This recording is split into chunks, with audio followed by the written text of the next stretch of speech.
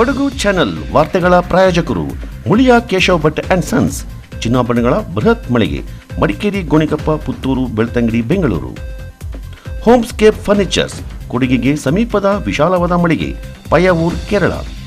Sharada jewellers, ಕೊಡಗಿನ ಸಾಂಪ್ರದಾಯಿಕ ಆಭರಣಗಳ ಬೃಹತ್ ಮಳಿಗೆ, Aras road, Mysuru. A to Z super market, Vishwamanava double road, Kuvempu Nagar, Mysuru. SLV Promax, corn mix and corn products, Kushalnagar. Prashanth furnitures, ನಿಮ್ಮ ಅಂದದ ಮನೆಗೆ ಚಂದದ ಪೀಠೋಪಕರಣಗಳ ಮಳಿಗೆ, industrial area, Madikeri. Fabins family restaurant, ಬೆಕಾಚಿ resto cafe, always cell tower, Kohinoor ರಸ್ತೆ, ಮಡಿಕೇರಿ. ಮಡಿಕೇರಿ ದಸರಾ ಜನೋತ್ಸವಕ್ಕೆ 1.50 ಕೋಟಿ ರೂಪಾಯಿಗಳನ್ನು ಬಿಡುಗಡೆ ಮಾಡುವುದಾಗಿ ಮುಖ್ಯಮಂತ್ರಿ ಸಿದ್ದರಾಮಯ್ಯವರು ಘೋಷಿಸಿದ್ದಾರೆ. ಮಡಿಕೇರಿ ದಸರಾ ಸಮಿತಿ ಬೆಂಗಳೂರಿನಲ್ಲಿ ಮುಖ್ಯಮಂತ್ರಿಗಳನ್ನು ಭೇಟಿಯಾಗಿ ಅದ್ದೂರಿ ದಸರಾ ಆಚರಣೆಗೆ ಅಗತ್ಯವಿರುವ ಅನುದಾನ ಬಿಡುಗಡೆ ಮಾಡುವಂತೆ ಕೋರಿತು. ಇದಕ್ಕೆ ಪ್ರತಿಕ್ರಿಯೆ ನೀಡಿದ ಮುಖ್ಯಮಂತ್ರಿಗಳು ಈಗಾಗಲೇ 1.50 ಕೋಟಿ ರೂಪಾಯಿ ಬಿಡುಗಡೆಗೆ ಅನುಮೋದನೆ ನೀಡಲಾಗಿದೆ ಎಂದರು. ನಿಯೋಗದ ನೇತೃತ್ವ ವಹಿಸಿದ್ದ ಮಡಿಕೇರಿ ಕ್ಷೇತ್ರದ ಶಾಸಕ ಡಾ ಮಂತ್ರಗೌಡ ಅವರು ಮಾತನಾಡಿ, ಕಳೆದ ವರ್ಷದಂತೆ ಈ ಬಾರಿ ಕೂಡ 1.50 ಕೋಟಿ ರೂಪಾಯಿ ಬಿಡುಗಡೆ ಮಾಡುವ ಭರವಸೆ ದೊರೆತಿದೆ. ಹೆಚ್ಚಿನ ಅನುದಾನದ ನಿರೀಕ್ಷೆ ಇತ್ತಾದರೂ ಕಳೆದ ವರ್ಷದ ಮೊತ್ತವನ್ನೇ ನೀಡಲು ಸರ್ಕಾರ ನಿರ್ಧರಿಸಿಯಾಗಿತ್ತು ಎಂದರು.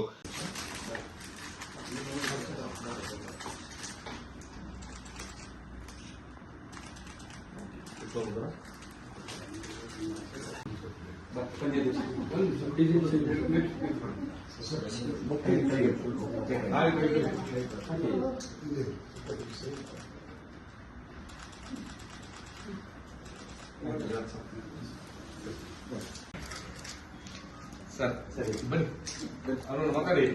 ಸರ್ ಕಳೆದ ಸರಿ ಹೈಯೆಸ್ಟ್ ದುಡ್ಡು ರಿಲೀಸ್ ಮಾಡಿದ್ದು ಇತಿಹಾಸದಲ್ಲಿ ನಿಮ್ಮ ನೇತೃತ್ವದಲ್ಲಿ ಅದ್ಭುತವಾಗಿ 100 ಕೋಟಿ ವೆಚ್ಚದಲ್ಲಿ ದಸರಾ ಕೊಟ್ಟಿದ್ದೀರಾ.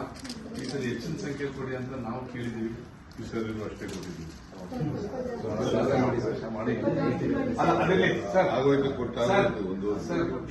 ಸರ್ ಅಷ್ಟೇ ಕೊಡಿ ಸರ್. ಮತ್ತೆ ಒಂದ್ ದಿವಸ ಬರಕ್ಕಾದ್ರೂ ಒಂದ್ ಡೇಟ್ ಕೊಡಿ ಸರ್. ಯಾವ ಫೋನ್ ಮಾಡಿ ಮೈಸೂರು ಬಂದ ಸಾಯಂಕಾಲ ಬನ್ನಿ ಸರ್, ವಿಭಿನ್ನವಾಗಿರುತ್ತೆ. ಒಂದ್ ಸಾಯಂಕಾಲ ಬನ್ನಿ ಸರ್. ಮೈಸೂರು ಡೇ ಮುಗಿದ್ರೆ ಸಾಯಂಕಾಲ ಬನ್ನಿ ಸರ್. ದಸರಾ ಸಮಿತಿ ಅಧ್ಯಕ್ಷರು ಹಾಗೂ ನಗರಸಭಾ ಅಧ್ಯಕ್ಷರಾದ ಪಿ ಕಲಾವತಿ, ಉಪಾಧ್ಯಕ್ಷ ಮಹೇಶ್ ಜೈನಿ, ಪ್ರಧಾನ ಕಾರ್ಯದರ್ಶಿ ಅರುಣ್ ಶೆಟ್ಟಿ, ಖಜಾಂಚಿ ಸಬಿತಾ, ಉಪಾಧ್ಯಕ್ಷ ಡಿಶು, ಕಾರ್ಯದರ್ಶಿ ಕಾನಹಿತ್ಲು ಮಣ್ಣಪ್ಪ, ಸಹ ಕಾರ್ಯದರ್ಶಿ ಮುದ್ದುರಾಜು, ದಶಮಂಟಪ ಸಮಿತಿ ಅಧ್ಯಕ್ಷ ಬಿಎಂ ಹರೀಶ್ ಅಣ್ವೇಕರ್, ವೇದಿಕೆ ಸಮಿತಿ ಅಧ್ಯಕ್ಷ ಚಂದ್ರಶೇಖರ್ ಆರ್ಪಿ ಮತ್ತಿತರರು ನಿಯೋಗ. ಸೋಮವಾರಪೇಟೆ ತಾಲೂಕಿನಲ್ಲಿ 1152 ಬಿಪಿಎಲ್ ಕಾರ್ಡುಗಳು ಅನರ್ಹಗೊಳ್ಳಲಿದೆ ಎಂದು ಆಹಾರ ಇಲಾಖೆ ನಿರೀಕ್ಷಕಿ ಯಶಸ್ವಿನಿ ತಿಳಿಸಿದ್ದಾರೆ. ಪಟ್ಟಣದ ತಾಲೂಕು ಪಂಚಾಯಿತಿ ಸಭಾಂಗಣದಲ್ಲಿ ಗ್ಯಾರಂಟಿ ಅನುಷ್ಠಾನ ಸಮಿತಿ ಸಭೆಯ ಅಧ್ಯಕ್ಷ ಜಿಎಂ ಕಾಂತರಾಜು ಅಧ್ಯಕ್ಷತೆಯಲ್ಲಿ ನಡೆದ ಸಭೆಯಲ್ಲಿ ಮಾಹಿತಿಯನ್ನು ನೀಡಿದರು. ಸರ್ಕಾರದಿಂದ ಈಗಾಗಲೇ ಪಟ್ಟಿ ಬಂದಿದ್ದು 1.2 ಲಕ್ಷ ಆದಾಯ ಮೀರಿದ 992 ಕಾರ್ಡುಗಳು, 7 ಎಕರೆ ಮೀರಿ ಕೃಷಿ ಭೂಮಿ ಹೊಂದಿದ್ದ 15, ಜಿಎಸ್ಟಿ ಪಾವತಿದಾರರು 5, ಬಹುರಾಷ್ಟ್ರೀಯ ಕಂಪನಿಗಳ ಉದ್ಯೋಗಿಗಳು 37, ಅಂತಾರಾಜ್ಯದಲ್ಲೂ ಕಾರ್ಡು ಹೊಂದಿರುವ 15, 1 ವರ್ಷದಿಂದ ಪಡಿತರ ಪಡೆದಿರುವ 40 ಕಾರ್ಡುಗಳು ಸೇರಿದಂತೆ ಒಟ್ಟು 1152 ಕಾರ್ಡುಗಳು ರದ್ದಾಗಲಿವೆ ಎಂದರು. ಗಂಭೀರ ಆರೋಗ್ಯ ಸಮಸ್ಯೆಯಲ್ಲಿರುವ ರೋಗಿಗಳ ಚಿಕಿತ್ಸೆಗಾಗಿ ನೀಡುವ ಕಾರ್ಡ್ಗಳನ್ನು ಮುಂದಿನ ದಿನಗಳಲ್ಲಿ ಸ್ಥಳೀಯ ಕಚೇರಿಯಲ್ಲಿಯೇ ನೀಡಲು ಸರ್ಕಾರ ಕ್ರಮ ಕೈಗೊಂಡಿದೆ ಎಂದರು. ಪಡಿತರದಾರರಿಂದ ಅಕ್ರಮವಾಗಿ ಖರೀದಿ ಮಾಡಿದ 42 ಕ್ವಿಂಟಾಲ್ ಅಕ್ಕಿಯನ್ನು ವಾಹನ ಸಹಿತ ವಶಪಡಿಸಿಕೊಂಡು ಪೊಲೀಸರಿಗೆ ಒಪ್ಪಿಸಿ ಮೊಕದ್ದಮೆ ದಾಖಲಿಸಲಾಗಿದೆ ಎಂದರು. ಮುಂದಿನ ದಿನಗಳಲ್ಲಿ ಪಡಿತರದಾರರಿಗೆ ಸರ್ಕಾರ ನೀಡಲು ಉದ್ದೇಶಿಸಿರುವ ಪಡಿತರ ಕಿಟ್ನಲ್ಲಿ ಕೊಡಗು ಜಿಲ್ಲೆಗೆ ಕಾಫಿ ಪುಡಿಯನ್ನು ಸೇರಿಸಿಕೊಡುವಂತೆ ಸರ್ಕಾರಕ್ಕೆ ಪತ್ರ ಬರೆಯಬೇಕೆಂದು ಸಮಿತಿ ಸದಸ್ಯ ವೀರೇಂದ್ರ ಗಮನ ಸೆಳೆದರು.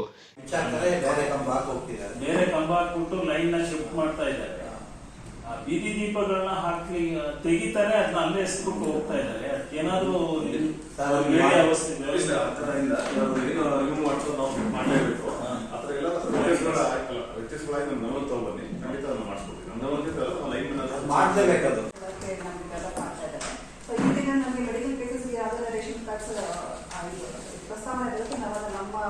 ನಮ್ಮ ಬ್ಲಾಗಿಂದ ನಾವು 100% ನಮ್ಗೆ ಅವಕಾಶ ಕೊಡ್ತಾ ಇರ್ತೀವಿ. ಈ ಮತ್ತಿಂದ ನಮ್ಗೆ ಈಗ ವಿ ಸಿ ಇದೆ ಸರ್, ಕಮಿಷನರ್ ಆಫೀಸಿಂದ. ಸೊ ನಿನ್ನೆ ವಿ ಸಿ ನಮ್ಗೆ ನಿನ್ನೆ ಯಾರೋ ವಾಟ್ಸಪ್ ಅಲ್ಲಿ ಹಾಕಿದ್ರು ಪಬ್ಲಿಕ್ಸ್ 5 ರಿಂದ 6 ಗಂಟೆವರೆಗೆ. ಇನ್ನೊಂದಂದ್ರೆ ನಮ್ಮ ರೇಷನ್ ಕಾರ್ಡ್ಸ್ ಅನರ್ಹ ಕಾರ್ಡ್ಗಳನ್ನ ನಮ್ಗೆ ಅಲ್ಲಿ ಸಂಸ್ಥೆ ಆಫೀಸಲ್ಲಿ ಡೇಟಾ ಬೇಸ್ನ ನಮಗೆ ಸೋಮಪೇಟೆ ತಾಲೂಕಿನಿಂದ 1152 ಪಟ್ಟಿ ಕೊಟ್ಟಿದ್ದಾರೆ ಅನರ್ಹ ರೇಷನ್ ಕಾರ್ಡ್ಸ್.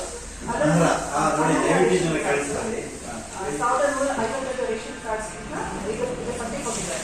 ಅದರಲ್ಲಿ 11 ಕ್ಯಾಟಗರೀಸ್ ಇನ್ಕ್ಲೂಡ್ ಆಗಿದೆ. ಎಷ್ಟು 997 ಕೇಸಸ್ 92 ಕೇಸಸ್ ಇನ್ಕಮ್ ಜಾಸ್ತಿ. GST turn over more than 25 lakhs ಅದು 5 ಕೇಸಸ್ ಇದೆ. 5 ಮತ್ತೆ GST ಪೇ ಮಾಡ್ತಿದ್ದಾರೆ. ಹೌದು, more than turn over 25 lakhs 5 ಜನ 5 ಕೇಸಸ್ ಮಾತ್ರ ನಮಗೆ ಬಂದಿದೆ ಸರ್. ಮತ್ತೆ MNC ಕಂಪನಿಗಳಲ್ಲಿ ವರ್ಕ್ ಮಾಡೋರು 37 ಕೇಸಸ್ ಬಂದಿದೆ. 27 MNCs ಮತ್ತೆ ಬೇರೆ ಸ್ಟೇಟ್ ಅಲ್ಲೂ ಕೂಡ ರೇಷನ್ ಕಾರ್ಡ್ ಹೊಂದಿರುವಂತರು 15 ಕೇಸಸ್ ಕೊಟ್ಟಿದ್ದಾರೆ. ಇಲ್ಲೂ ಒಂದಿದ್ದಾರೆ, ಬೇರೆ ಬೇರೆ ಅದೊಂದು 15 ಕೇಸ್ ಕೊಟ್ಟಿದ್ದಾರೆ. ಮತ್ತೆ ಎಬೋ 100 years 10 ಕೇಸ್ ಕೊಟ್ಟಿದ್ದಾರೆ ಸರ್. ನಾವು ಅದನ್ನ ನಾವು ಸ್ಪಾಟ್ ಕೊಟ್ಬಿಟ್ಟು ಅವರು ವೆರಿಫೈ ಮಾಡಿ ಬರ್ತಿದ್ದಾರೆ ಇರೋ ಅಂತ ವೆರಿಫೈ ಮಾಡಿ ಇದ್ರೆ ಅದು 10 ಕೇಸಸ್ ಇದೆ ಸರ್. ಮತ್ತೆ ಇದು ಸೈಲೆಂಟ್ ಆರ್ಟಿಸ್ಟ್ ಅಂತ ಹೇಳಿದ್ರೆ 1 ವರ್ಷಕ್ಕಿಂತ ಹೆಚ್ಚಿಗೆ ರೇಷನ್ ತಗೊಂಡೇ ಇರುವಂತ ಕೇಸಸ್ 40 ಇದೆ. ಅಂಥವ್ರನ್ನ ನಾವು ವೆರಿಫಿಕೇಶನ್ ಮಾಡಿ ಅವ್ರಿಗೆ ರೇಷನ್ ಅವಶ್ಯಕತೆ ಇದೆಯೋ ಇಲ್ಲೋ ಅಂತ ವೆರಿಫಿಕೇಶನ್ ಮಾಡಿ ಅದನ್ನ ಸಸ್ಪೆನ್ಷನ್ ಅಥವಾ ಏರಿದೆ ಕನ್ವರ್ಟ್ ಮಾಡೋಕ್ಕೆ ನಮಗೆ ರಿಪೋರ್ಟ್ ಮಾಡಲಿಲ್ಲ. ನಾವು ರಿಪೋರ್ಟ್ ಮಾಡಬೇಕು. ಮತ್ತೆ 6 to 12 months ರೇಷನ್ ಕಾರ್ಡ್ ಇದೆಯಾ? ಈಗ ಒಂದು 50 ಜನ ಅಂತ ಹೇಳ್ತಾ ಇದ್ದಾರಲ್ಲ, ತಗೊಂಡಿದ್ದೀರಾ? ಈಗ ಅವ್ರದ್ದು ಡಾಕ್ಯುಮೆಂಟ್ಸ್ ತಮ್ಮ ಹತ್ರ ಇದೆಯಾ? ಸಂಬಂಧಪಟ್ಟ ಈಗ ಮತ್ತೆ ರಿಜಿಸ್ಟರ್ ಮಾಡ್ಲಿಕ್ಕೆ ಪೂರಕವಾದ ದಾಖಲಾತಿಗಳು ತಮ್ಮ ಹತ್ರ ಇದೆಯಾ? ಇದೆ. ಸೊ ನಾವು ಅದು ಇದು ಓಪನ್ ಆದಾಗ ನೀವು ಆಟೋಮ್ಯಾಟಿಕ್ಲಿ ಅದನ್ನು ಮಾಡಿಸ್ಬಿಡಿ. ಯಾಕೆಂದ್ರೆ ಮಧ್ಯಾಹ್ನ 3 ಗಂಟೆಗೆ ಓಪನ್ ಆಗೋದು ಬೆಳಗ್ಗೆನೂ ಗೊತ್ತಾಗಲ್ಲ. ಅವ್ರನ್ನ ಕರ್ಸೋದು ಇದು ಮಾಡೋದು ಬೇಕಾಗುತ್ತಾ? ಅವ್ರ ಅವಶ್ಯಕತೆ ಇದೆ. ಅರ್ಜಿ ಹಾಕ್ಬೇಕು. ಪ್ಲಸ್ ನೀವು ಇಲ್ಲಿ ಅರ್ಜಿ ತಂದ್ರು ಯಾರು ತಗೊಂಡು ಇಟ್ಕೊಳ್ಳೋಕ್ಕೂ ಆಗಲ್ಲ. ಇಲ್ಲ, ಓಪನ್ ಆಗ್ಬೇಕು. ಅವ್ರು ತಿಳಿಸ್ತಾರೆ, ಗ್ರಾಮವನ್ನು ಅಲ್ಲಿ ಇಲ್ಲಿ ಒಂದು ಅವಕಾಶ ಕೊಡ್ತಾರೆ. ಆನ್ಲೈನ್ ಅಲ್ಲಿ ಅಪ್ಲಿಕೇಶನ್ ಆಗೋದ್ರಿಂದ ಅದನ್ನೇನು ನಾವೀಗ ಮಾಡೋಕ್ಕಾಗಲ್ಲ ಅರ್ಜಿ ವಿಷಯದಲ್ಲಿ. ಆಮೇಲೆ ನಿಮ್ಗೆ ಏನಾದರೂ ನಿಮ್ಮ ಸುತ್ತಮುತ್ತ ನಿಮಗೆ ಗೊತ್ತಿರೋ ಹಾಗೆ ಮೆಡಿಕಲ್ಗೆ ಸಂಬಂಧಪಟ್ಟ ಹಾಗೆ ಡಾಕ್ಟರ್ದು ಸರ್ಟಿಫಿಕೇಟ್ಸು, ಸಂಬಂಧಪಟ್ಟಿದ್ದ ದಾಖಲಾತಿಗಳು, ಆದಾಯ ಇದೆಲ್ಲ ಇದ್ರೆ ಮಾಡಿಕೊಡ್ತಾರೆ. ಅದನ್ನು ಓಪನ್ ಆಗಬೇಕು. ಅವಕಾಶ ಇದೆ. ವಾಟ್ಸಪ್ ಅಲ್ಲಿ ನೋಡಿದೆ ಸರ್. ಯಾಕೆ ಹೇಳ್ತಾ ಇದ್ದೀನಿ ಅಂತ ಹೇಳಿದ್ರೆ ಏಪ್ರಿಲ್ಗೆ ಇರೋರು ಅಪ್ಲಿಕೇಶನ್ ಹಾಕಿ ಅಂತ ಗ್ರಾಮವನ್ನೆಲ್ಲ ಹಾಕಿದ್ದಾರೆ ಸರ್. ಏಪ್ರಿಲ್ ಕಡೆ ಕೆಲವು ಸತಿ ಓಪನ್ ಆಗುತ್ತೆ. ಅವರು ಆನ್ಲೈನ್ ಅಲ್ಲಿ ಅಪ್ಲಿಕೇಶನ್ ಹಾಕ್ಬೋದು. ಬಟ್ ಅದು ನಮ್ಮ ಲಾಗಿನ್ ಅಲ್ಲಿ ಅಪ್ರೂವ್ ಮಾಡಕ್ಕೆ ಅವಕಾಶ ನಮ್ಗೆ ಯಾವಾಗ ಅಲ್ಲಿ ಕಮಿಷನ್ ಆಫೀಸರ್ ಆನ್ಲೈನ್ ಪೋರ್ಟಲ್ ಅಲ್ಲಿ ಅಪ್ರೂವ್ ಮಾಡಕ್ಕೆ ಅವಕಾಶ ಕೊಡ್ತಾರೆ, ಅವಾಗ ಮಾತ್ರ ಮಾಡ್ಲಿಕ್ಕೆ ಆಗೋದು. ಈಗ ನಮ್ಮಲ್ಲಿ ಅಂತ ಏಪ್ರಿಲ್ ಕಡೆ ಅಪ್ರೂವ್ ಮಾಡಿ. ಈ ಸಂದರ್ಭ ಬೃಹತ್ ಪ್ರಮಾಣದ ಕಾಳಸಂತೆಯಲ್ಲಿ ಮಾರಾಟ ಮಾಡಿದ ಪಡಿತರ ಅಕ್ಕಿಯನ್ನ ವಶಪಡಿಸಿಕೊಂಡು ಕರ್ತವ್ಯ ಪ್ರಜ್ಞೆ ತೋರಿದ ಆಹಾರ ನಿರೀಕ್ಷಕಿ ಯಶಸ್ವಿನಿ ಅವರನ್ನ ಸಭೆಯು ಅಭಿನಂದಿಸಿ ಸನ್ಮಾನಿಸಿತು.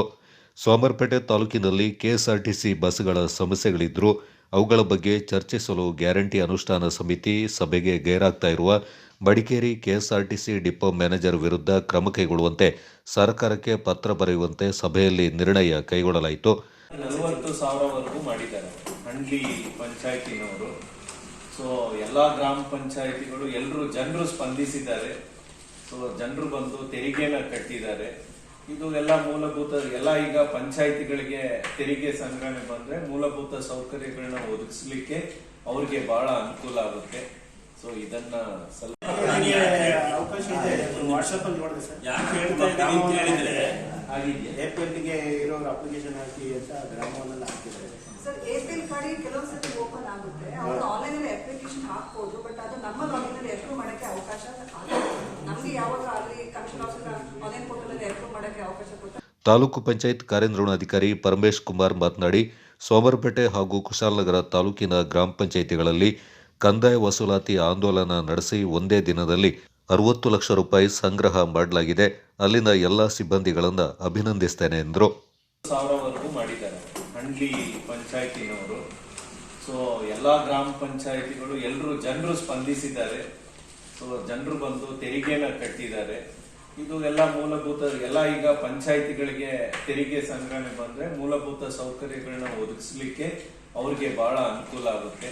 ಸೊ ಇದನ್ನ ಸ್ವಲ್ಪ ನೀರಿನ ತೆರಿಗೆ ಆಗ್ಲಿ ಇಲ್ಲ ಆಸ್ತಿಗಳ ತೆರಿಗೆ ಆಗ್ಲಿ ಇದನ್ನೆಲ್ಲ ಸೇರಿ ಒಟ್ಟಲ್ಲಿ ಒಂದು ತೆರಿಗೆಗಳು ಇರುತ್ತೆ. ಅದು ತಿಂಗಳು ಮಾಡ್ತೀವಿ, ಇಲ್ಲ ವರ್ಷದ ಮೊದಲನೇ ತಿಂಗಳು ಏಪ್ರಿಲ್ ಅಲ್ಲಿ ಮಾಡಿದ್ರೆ ಒಂದು 5% ರಿಯಾಯಿತಿ ಇರುತ್ತೆ. ಬಟ್ ಸುಮಾರು ಜನರಿಗೆ ಈಗ ಮಳೆ ಎಲ್ಲ ಕಾಲದಿಂದ ಸ್ವಲ್ಪ ತೆರಿಗೆ ಪಾವತಿಸಲು ಸ್ವಲ್ಪ ಕಷ್ಟವಾಗುತ್ತೆ. ಸೊ ಆದ್ದರಿಂದ ಈಗೆಲ್ಲ ಸ್ವಲ್ಪ ಜನರೆಲ್ಲ ಸ್ಪಂದಿಸಿ ಮುಂದಾಲತ್ತು ನಾವು ಒಂದು ಅಲ್ಲಿಯವ್ರು ಹೋದ್ಮೇಲೆ ಈರ್ಸಪ್ಪ ಅಂತ ಯಾರೋ ಒಬ್ರು ಅಲ್ಲಿ ಇನ್ಚಾರ್ಜ್ ಡಿಪೋ ಮ್ಯಾನೇಜರ್ ಇದ್ದಾರೆ. ಅವರಿಗೆ ಕಳೆದ ಮೀಟಿಂಗಿಗೆ ಬಂದಿದ್ದಾಗ ನಾವೊಂದು ಇಲ್ಲಿಂದ ರೆಸಲ್ಯೂಷನ್ ಮಾಡಿದ್ದೆವು, ನೀವು ಯಾರ್ದು ಫೋನ್ ಅವರು ರಿಸೀವ್ ಮಾಡೋದಿಲ್ಲ, ನಾವು ಕರೆದ ಮೀಟಿಂಗಿಗೆ ಇಲ್ಲಿ ಬರೋದಿಲ್ಲ.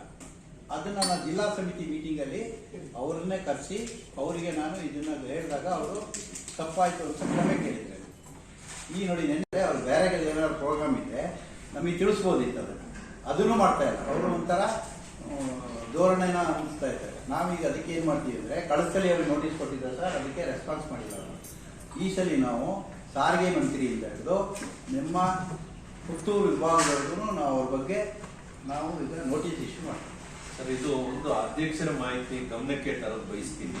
ಒಂದು ಆಲ್ರೆಡಿ ಲೆಟರ್ ಬಂದಿದೆ, ಇವತ್ತು ಬಂದಿದೆ. ಅದೇ ಏನಂದ್ರೆ ಮಾಡಿದ್ಮೇಲೆ ಕರ್ನಾಟಕ ರಾಜ್ಯ ರಸ್ತೆ ಸಾರಿಗೆ ಐತಿಹಾಸಿಕ ಮಡಿಕೇರಿ ದಸರಾ ಜನೋತ್ಸವಕ್ಕೆ ದಿನಗಣನೆ ಆರಂಭವಾಗಿದೆ.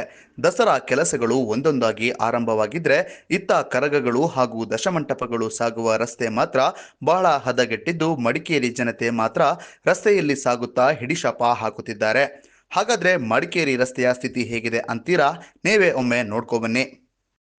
ಹೊಂಡ ಗುಂಡಿಗಳಿಂದ ಆವೃತವಾದ ಮಡಿಕೇರಿ ನಗರ ರಸ್ತೆಗಳು, ರಸ್ತೆಯಲ್ಲಿ ತೆರಳಲು ಪರದಾಡುತ್ತಿರುವ ವಾಹನ ಸವಾರರು, ಶಾಶ್ವತ ರಸ್ತೆ ದುರಸ್ತಿಗೆ ಸ್ಥಳೀಯ ನಿವಾಸಿಗಳ ಒತ್ತಾಯ. ದಸರಾ ಬಂದರೂ ಹೊಂಡ ಗುಂಡಿಗಳಿಗಿಲ್ಲ ಮುಕ್ತಿ. ಕೆಲವೇ ದಿನಗಳಲ್ಲಿ ರಸ್ತೆ ದುರಸ್ತಿ ಭರವಸೆ ನೀಡಿದ ಮಡಿಕೇರಿ ನಗರಸಭೆ. ಇಂತಹ ದೃಶ್ಯ ಕಂಡು ಬಂದಿದ್ದು ಬೇರೆಲ್ಲೂ ಅಲ್ಲ, ಕೊಡಗಿನ ಜಿಲ್ಲಾ ಕೇಂದ್ರ ಮಂಜಿನನಗರಿ ಮಡಿಕೇರಿಯಲ್ಲಿ. ಹೌದು, ಮಡಿಕೇರಿ ನಗರದಲ್ಲಿ ಎಲ್ಲಿ ನೋಡಿದ್ರೂ ರಸ್ತೆಗಳು ಹೊಂಡ ಗುಂಡಿಗಳಿಂದ ಕೂಡಿದ್ದು ಅನಾಹುತಕ್ಕೆ ಬಾಯ್ತೆರೆದು ಕುಳಿತಂತೆ ಕಾಣುತ್ತಿದೆ. ಇನ್ನು ಇಲ್ಲಿ ಸಾಗುವ ವಾಹನ ಸವಾರರಂತೂ ವಾಹನ ಚಲಾಯಿಸಲು ಹರಸಾಹಸವನ್ನೇ ಪಡಬೇಕು. ಐತಿಹಾಸಿಕ ಮಡಿಕೇರಿ ದಸರಾಗೆ ದಿನಗಣನೆ ಆರಂಭವಾಗಿದ್ರೂ ಮಳೆಯ ನೆಪ ಹೇಳಿಕೊಂಡು ಇಷ್ಟು ದಿನ ಕಾಲ ಕಳೆಯುತ್ತಿದ್ದ ಮಡಿಕೇರಿ ನಗರಸಭೆ ವಿರುದ್ಧ ನಿವಾಸಿಗಳು ಆಕ್ರೋಶ ವ್ಯಕ್ತಪಡಿಸಿದ್ದಾರೆ. ಪ್ರತಿ ದಸರಾ ಸಮಯದಲ್ಲೂ ಕೂಡ ಕರಗಗಳು ಹೋಗುವ ರಸ್ತೆಗಳು ಹಾಗೂ ದಶಮಂಟಪಗಳು ಸಾಗುವ ರಸ್ತೆಯನ್ನ ಹೊಂಡ ಗುಂಡಿಗಳಿಂದ ಮುಚ್ಚಿ ತೇಪೆ ಹಾಕುವ ಕೆಲಸ ಮಾತ್ರ ಆಗುತ್ತಿದೆ. ಪ್ರತಿ ವರ್ಷ ಕೂಡ ಇದನ್ನೇ ಮಾಡಿಕೊಂಡು ಬರಲಾಗುತ್ತಿದೆ. ತಾತ್ಕಾಲಿಕ ಪರಿಹಾರದ ಬದಲು ಶಾಶ್ವತವಾಗಿ ಪರಿಹಾರ ಕಲ್ಪಿಸಿ ರಸ್ತೆಗಳ ಸುಗಮ ಸಂಚಾರಕ್ಕೆ ಅನುವು ಮಾಡಿಕೊಡುವಂತೆ ಸ್ಥಳೀಯರು ಒತ್ತಾಯಿಸಿದ್ದಾರೆ.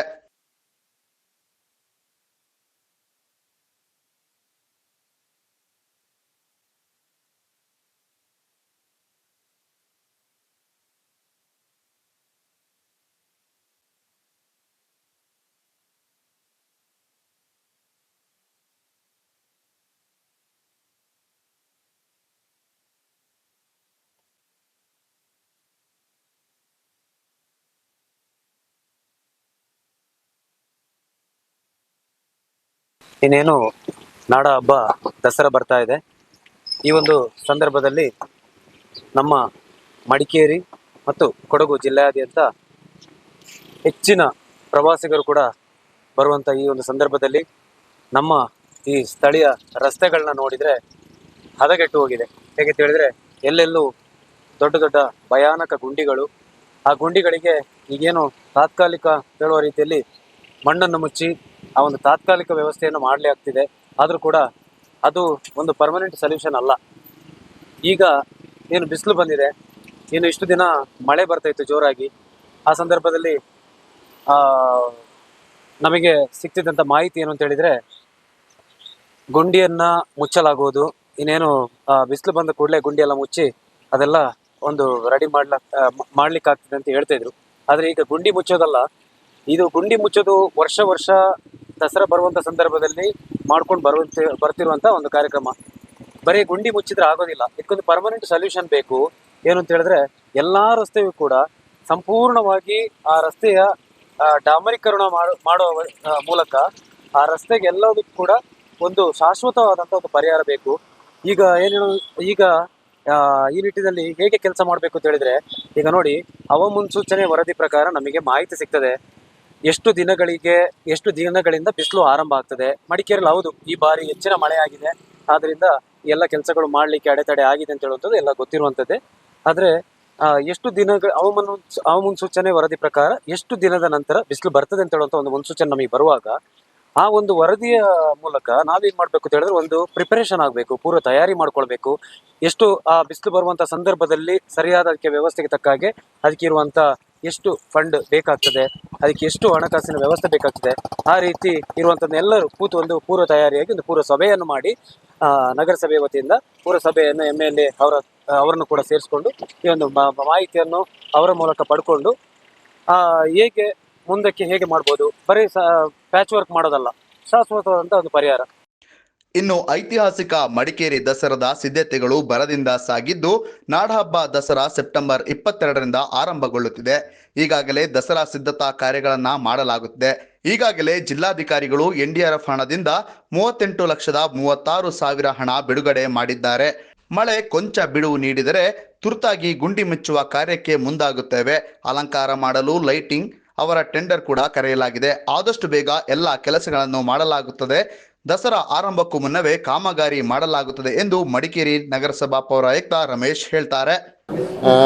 ಮಡಿಕೇರಿ ನಗರ ದಸರಾ ಈಗ 22ರಿಂದ ಕರಗೋತ್ಸವದಿಂದ ಪ್ರಾರಂಭವಾಗ್ತಾ ಇದೆ. ಈಗ ಈ ವರ್ಷ ಕರಗೋತ್ಸವಕ್ಕೆ ಪ್ರತಿ ವರ್ಷ ಏನು ಮುನ್ನೆಚ್ಚರಿಕೆಯಾಗಿ ಮುಂದೆ ಏನು ಕೆಲಸ ಮಾಡ್ತೀವಿ ಆ ಕೆಲಸವನ್ನ ಸ್ಟಾರ್ಟ್ ಮಾಡಿದ್ದೀವಿ. ಕರಗ ಏನು ಕಟ್ತೀವಿ ಪಂಪಿಗೆರೆಯಲ್ಲೇ ಅಲ್ಲಿ ಪೇಂಟಿಂಗ್, ಕ್ಲೀನಿಂಗು ಎಲ್ಲ ವರ್ಕ್ ಮತ್ತು ಕಮಾನು ಅದು ಇದೆಲ್ಲ ನಡೀತಿದೆ, ವರ್ಕು ನಡೀತಿದೆ. ಅದು 22ಕ್ಕೆ ಕ್ಲಿಯರ್ ಆಗುತ್ತೆ. ಈಗ ನಮ್ಮ ಮಡಿಕೇರಿಯಲ್ಲಿ ಏನಂದರೆ ಈಗ ಒಂದು 5 ದಿನದಿಂದ ಮಳೆ ಬಿಟ್ಟಿದೆ. ನಿನ್ನೆ ಸಂಜೆನೂ ಸ್ವಲ್ಪ ಮಳೆ ಚಿಮುಕಿತ್ತು. ಈಗ ರಸ್ತೆ ಗುಂಡಿ ಮುಚ್ಚುವ ಕೆಲಸದಲ್ಲಿ ನಾವು ಮುನ್ಸಿಪಾಲ್ಟಿಯಿಂದನೇ ಈ ಮಂಟಪ ಯಾವ್ದಾದ್ರು ಬರ್ತದೆ ಆ ಜಾಗದಲ್ಲಿ ಗುಂಡಿ ಮುಚ್ಚುವ ಕೆಲಸ ನಾವು ಈಗಲೇ ಟೆಂಡರ್ ಕೊಟ್ಟಿದ್ದೀವಿ. ಗುತ್ತಿಗೆದಾರರು ಬ್ಯಾಚ್ ಕರ್ಕೊಂಬಂದಿದ್ದಾರೆ. ಬಟ್ ಇನ್ನು ಕೆಲಸ ಮಾಡಲಿಕ್ಕೆ ನಮಗೆ ಸ್ವಲ್ಪ ಡ್ರೈ ಆಗೋದೇ ಕೆಲಸ ಮಾಡಿದರೆ ಅದು ಎದ್ದೋಗುತ್ತೆ. ಅದೊಂದು. ಮತ್ತು NDRFಲ್ಲಿ ಮಾನ್ಯ ಜಿಲ್ಲಾಧಿಕಾರಿಗಳು ನಮಗೆ ಈ ಸತಿ 38,36,000 ರೂಪಾಯಿ ಅಷ್ಟು ಅಮೌಂಟ್ನ ಬಿಡುಗಡೆ ಮಾಡ್ತೀನಿ ಅಂತ ಮಾಡಿದ್ದಾರೆ. ಆ ಕೆಲಸನೂ ನಾವು ಮಾಡ್ತೀವಿ. ಅದೀಗ ತುರ್ತು ಆದಷ್ಟು ಬೇಗ ದಸರಾದೊಳಗೆ ಮಾಡಬೇಕು. ಈಗ ಬಿಸಿಲು ಇದೆ, ಆಲ್ರೆಡಿ ಟೆಂಡರ್ನ ಕೊಟ್ಟಾಗಿದೆ. ಗುತ್ತಿಗೆದಾರರು ರೆಡಿ ಇದ್ದಾರೆ, ಕೆಲಸ ಮಾಡ್ತಾರೆ. ಈ ಪರಿಸ್ಥಿತಿಯಲ್ಲಿ ರಸ್ತೆ ಗುಂಡಿ ಮುಚ್ಚೋ ಕೆಲಸ, ದಸರಾ ಕೆಲಸ ಮತ್ತು ದಸರಾಕ್ಕೆ ಸಂಬಂಧಪಟ್ಟ ಎಲ್ಲ ಕೆಲಸಗಳು ನಡೀತಾ ಇದೆ. ಟೆಂಡರ್ ಮಾಡೋವಂಥದ್ದು, ಟೆಂಡರ್ ಕೊಡುವಂಥದ್ದು, ಶಾಮಿಯಾನ ಆಗಿರ್ಬೋದು, ಸ್ಟೇಜು, ಲೈಟಿಂಗ್ಸ್, ಇದರ ಪ್ರೊಸೆಸ್ಸನ್ನು ಆಗ್ತಾಯಿದೆ, ಚೆನ್ನಾಗಿ ಆಗ್ತಾಯಿದೆ. ಒಟ್ಟಿನಲ್ಲಿ ದಸರಾಗೆ ದಿನಗಣನೆ ಆರಂಭವಾಗಿದ್ರೂ ಕೂಡ ರಸ್ತೆಗಳು ಮಾತ್ರ ಶೋಚನೀಯ ಸ್ಥಿತಿ ತಲುಪಿದ್ದು, ಪ್ರತಿ ದಸರಾದಲ್ಲೂ ಗುಂಡಿ ಮುಚ್ಚೋದು, ಮಳೆಗಾಲ ಬಂದಾಗ ಮತ್ತೆ ಹೊಂಡ ಗುಂಡಿಗಳಿಂದ ಜನರು ಪರದಾಡುವ ಗತಿಯೇ ಎದುರಾಗುತ್ತಿದ್ದು, ದಸರಾ ಆರಂಭಕ್ಕೂ ಮುನ್ನ ರಸ್ತೆಗಳನ್ನ ಸರಿಪಡಿಸ್ತಾರಾ ಎಂಬುದನ್ನ ಕಾದು ನೋಡಬೇಕಾಗಿದೆ. ಕ್ಯಾಮರಾ ಪರ್ಸನ್ ಚಿತನ್ ಕೌಂಡಿನ್ಯ ಜೊತೆ ಲೋಹಿತ್ ಮಾಗುಲು ಮನೆ, ಕೊಡಗು ಚಾನಲ್, ಮಡಿಕೇರಿ. ವಿರಾಜಪೇಟೆ ಮೊಗರಗಲ್ಲಿಯ ವಾರ್ಡ್ ನಂಬರ್ 7ರಲ್ಲಿ ಪುರಸಭೆ ವತಿಯಿಂದ ರಸ್ತೆಯ 2 ಬದಿಗಳಲ್ಲಿ ಸ್ವಚ್ಛತಾ ಕಾರ್ಯ ಹಾಗೂ ನಿರುಪಯುಕ್ತ ವಸ್ತುಗಳಿಂದ ಹಾಗೂ ಹಲವು ವರ್ಷಗಳಿಂದ ರಸ್ತೆ ಬದಿಯಲ್ಲಿ ನಿಲ್ಲಿಸಿದ ವಾಹನಗಳ ತೆರವು ಕಾರ್ಯಾಚರಣೆ ಪುರಸಭೆ ಅಧ್ಯಕ್ಷರಾದ ದೇಚಂಬ ಕಾಳಪ್ಪ ಅವರ ನೇತೃತ್ವದಲ್ಲಿ ನಡೆಸಲಾಯಿತು. ತೆರವು ಮಾಡಿದ ವಾಹನಗಳನ್ನು ನಗರ ಪೊಲೀಸ್ ಠಾಣೆಗೆ ಒಪ್ಪಿಸಲಾಯಿತು. ಕಸದ ಹಾಗೂ ನಿರುಪಯುಕ್ತ ವಸ್ತುಗಳಿಂದ ಪುರಸಭೆಯ ಕಸ ಸಂಗ್ರಹ ವಾಹನಗಳಲ್ಲಿ ತುಂಬಿ ಕಸ ವಿಲೇವಾರಿ ಸ್ಥಳಕ್ಕೆ ಹಾಕಲಾಯಿತು.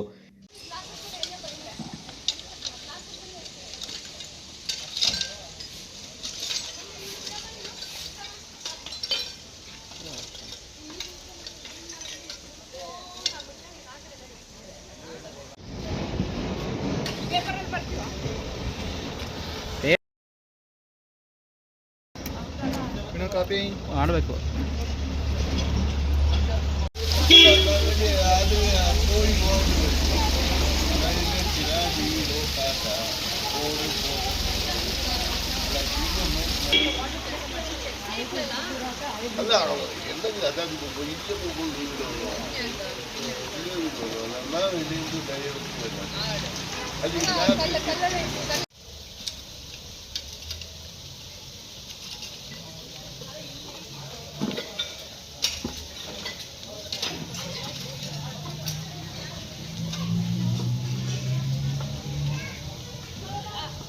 ಕೈಜೋಡಿಸಿ ನಿಮ್ಮ ಮನೆ ಬಾಗಿಲಿಗೆ ಬರುವ ತ್ಯಾಜ್ಯ ಸಂಗ್ರಹಣಾ ವಾಹನಕ್ಕೆ ತ್ಯಾಜ್ಯ ವಿಂಗಡಿಸಿ ನೀಡಿ ಸಹಕರಿಸಿ. ವಿರಾಜಪೇಟೆ ನಗರವನ್ನು ಮಾದರಿ ನಗರವನ್ನಾಗಿಸಿ.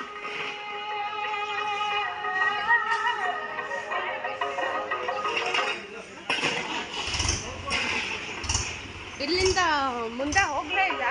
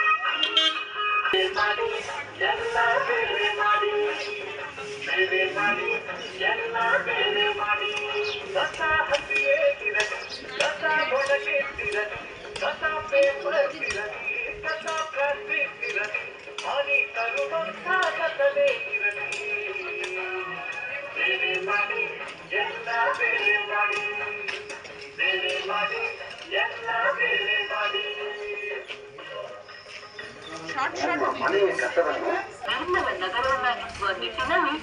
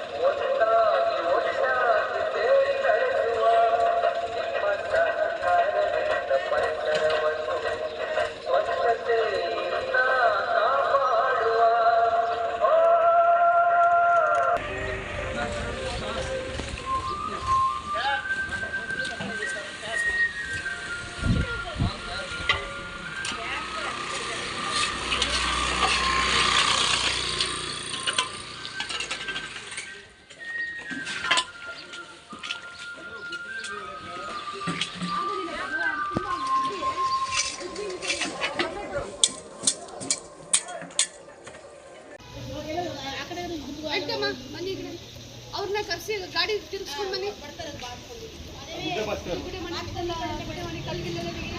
ಕ್ಲಿಯರ್ ಆಗ್ಬೇಕು ಈ ಜಾಗ.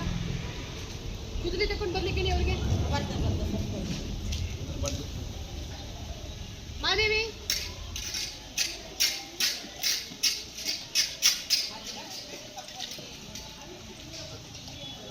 ಗಾಡಿ ತಿರ್ಸಗಲಿ.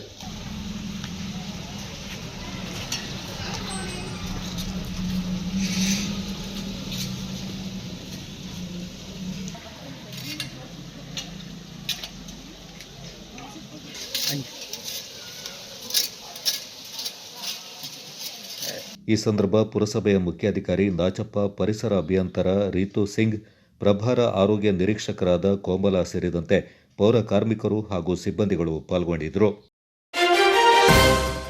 ಪೌಷ್ಟಿಕ ಸಮತೋಲನ ಆಹಾರ ಸೇವನೆಯಿಂದ ಗರ್ಭಿಣಿ ಮತ್ತು ಮಗು ಇಬ್ಬರೂ ಆರೋಗ್ಯವಂತರಾಗಿರಲು ಸಾಧ್ಯ ಅಂತ ಕೂಡಿಗೆ ಸಮುದಾಯ ಆರೋಗ್ಯ ಕೇಂದ್ರದ ವೈದ್ಯಾಧಿಕಾರಿ ದೀಪಿಕಾ ಮೂರ್ತಿ ತಿಳಿಸಿದ್ದಾರೆ.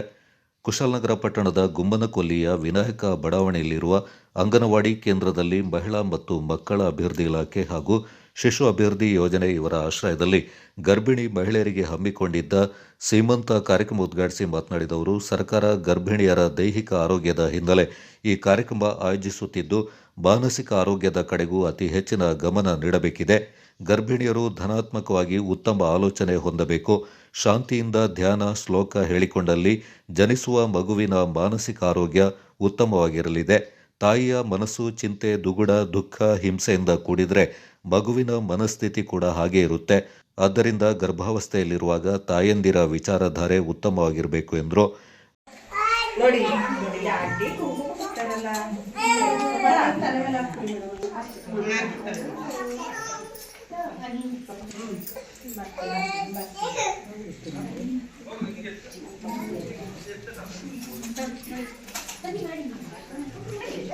ಬನ್ನಿ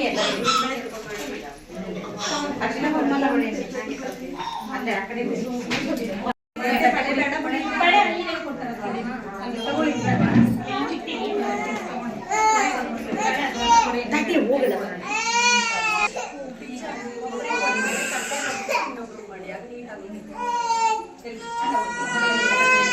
ಬಂದ್ಮೇಲೆ ಹೋಗೋಣ ಅಂತ ಹೇಳಿದೆ ತಾನೆ.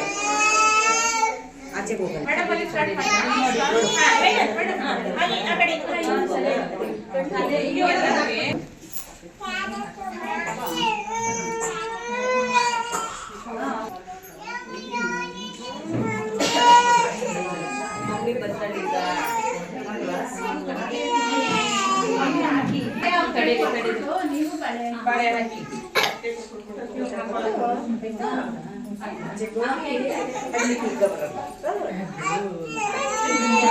ಕಾರ್ಯ ಸೇವೆಗಳನ್ನು ಕೊಡಬೇಕು. ಅದನ್ನೆಲ್ಲ ಆಶಾ ಕಾರ್ಯಕರ್ತರಾಗಲಿ, ಅಂಗನವಾಡಿ ಟೀಚರ್ಗಳಾಗಲಿ ಅಥವಾ ನಮ್ಮ ವೈದ್ಯರಾಗಲಿ ತಿಳಿಸ್ಕೊಟ್ಟಿದ್ದಾರೆ.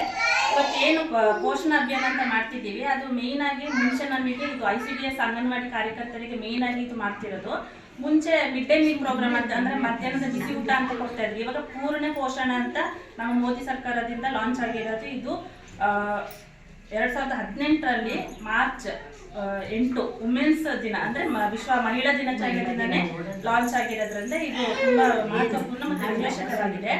ಇದರಲ್ಲಿ ಮೇಯ್ನ್ ಆಗಿ ನಾವು 4 ಪಿಲ್ಲರ್ ಅಂತಂದ್ರೆ ಬೇಸಿಕ್ ಯಾರಿಗೆ ಎಲ್ಲ ಇದರಲ್ಲಿ ಪೋಷಣ ಇದು ನಾವು ಕೊಡ್ಲಿಕ್ಕೆ ಇದು ಮಾಡ್ತೀವಿ ಅಂತಂದ್ರೆ ಹದಿಹರೆಯದವರಿಗೆ, 1 ರಿಂದ 6 ವರ್ಷದ ಮಕ್ಕಳಿಗೆ, ಗರ್ಭಿಣಿಯರಿಗೆ, ಬಾಣಂತಿಯರಿಗೆ ಅಂದ್ರೆ ಲ್ಯಾಕ್ಟೇಟಿಂಗ್ ಫೀಡಿಂಗ್ ಮದರ್ಸ್ ಇರ್ತಾರಲ್ಲ ಅವರಿಗೆ ನಾವು ಮೇಯ್ನ್ ಆಗಿ ಇದರಲ್ಲಿ ಮಾಹಿತಿ ಕೊಡುವಂಥದ್ದು.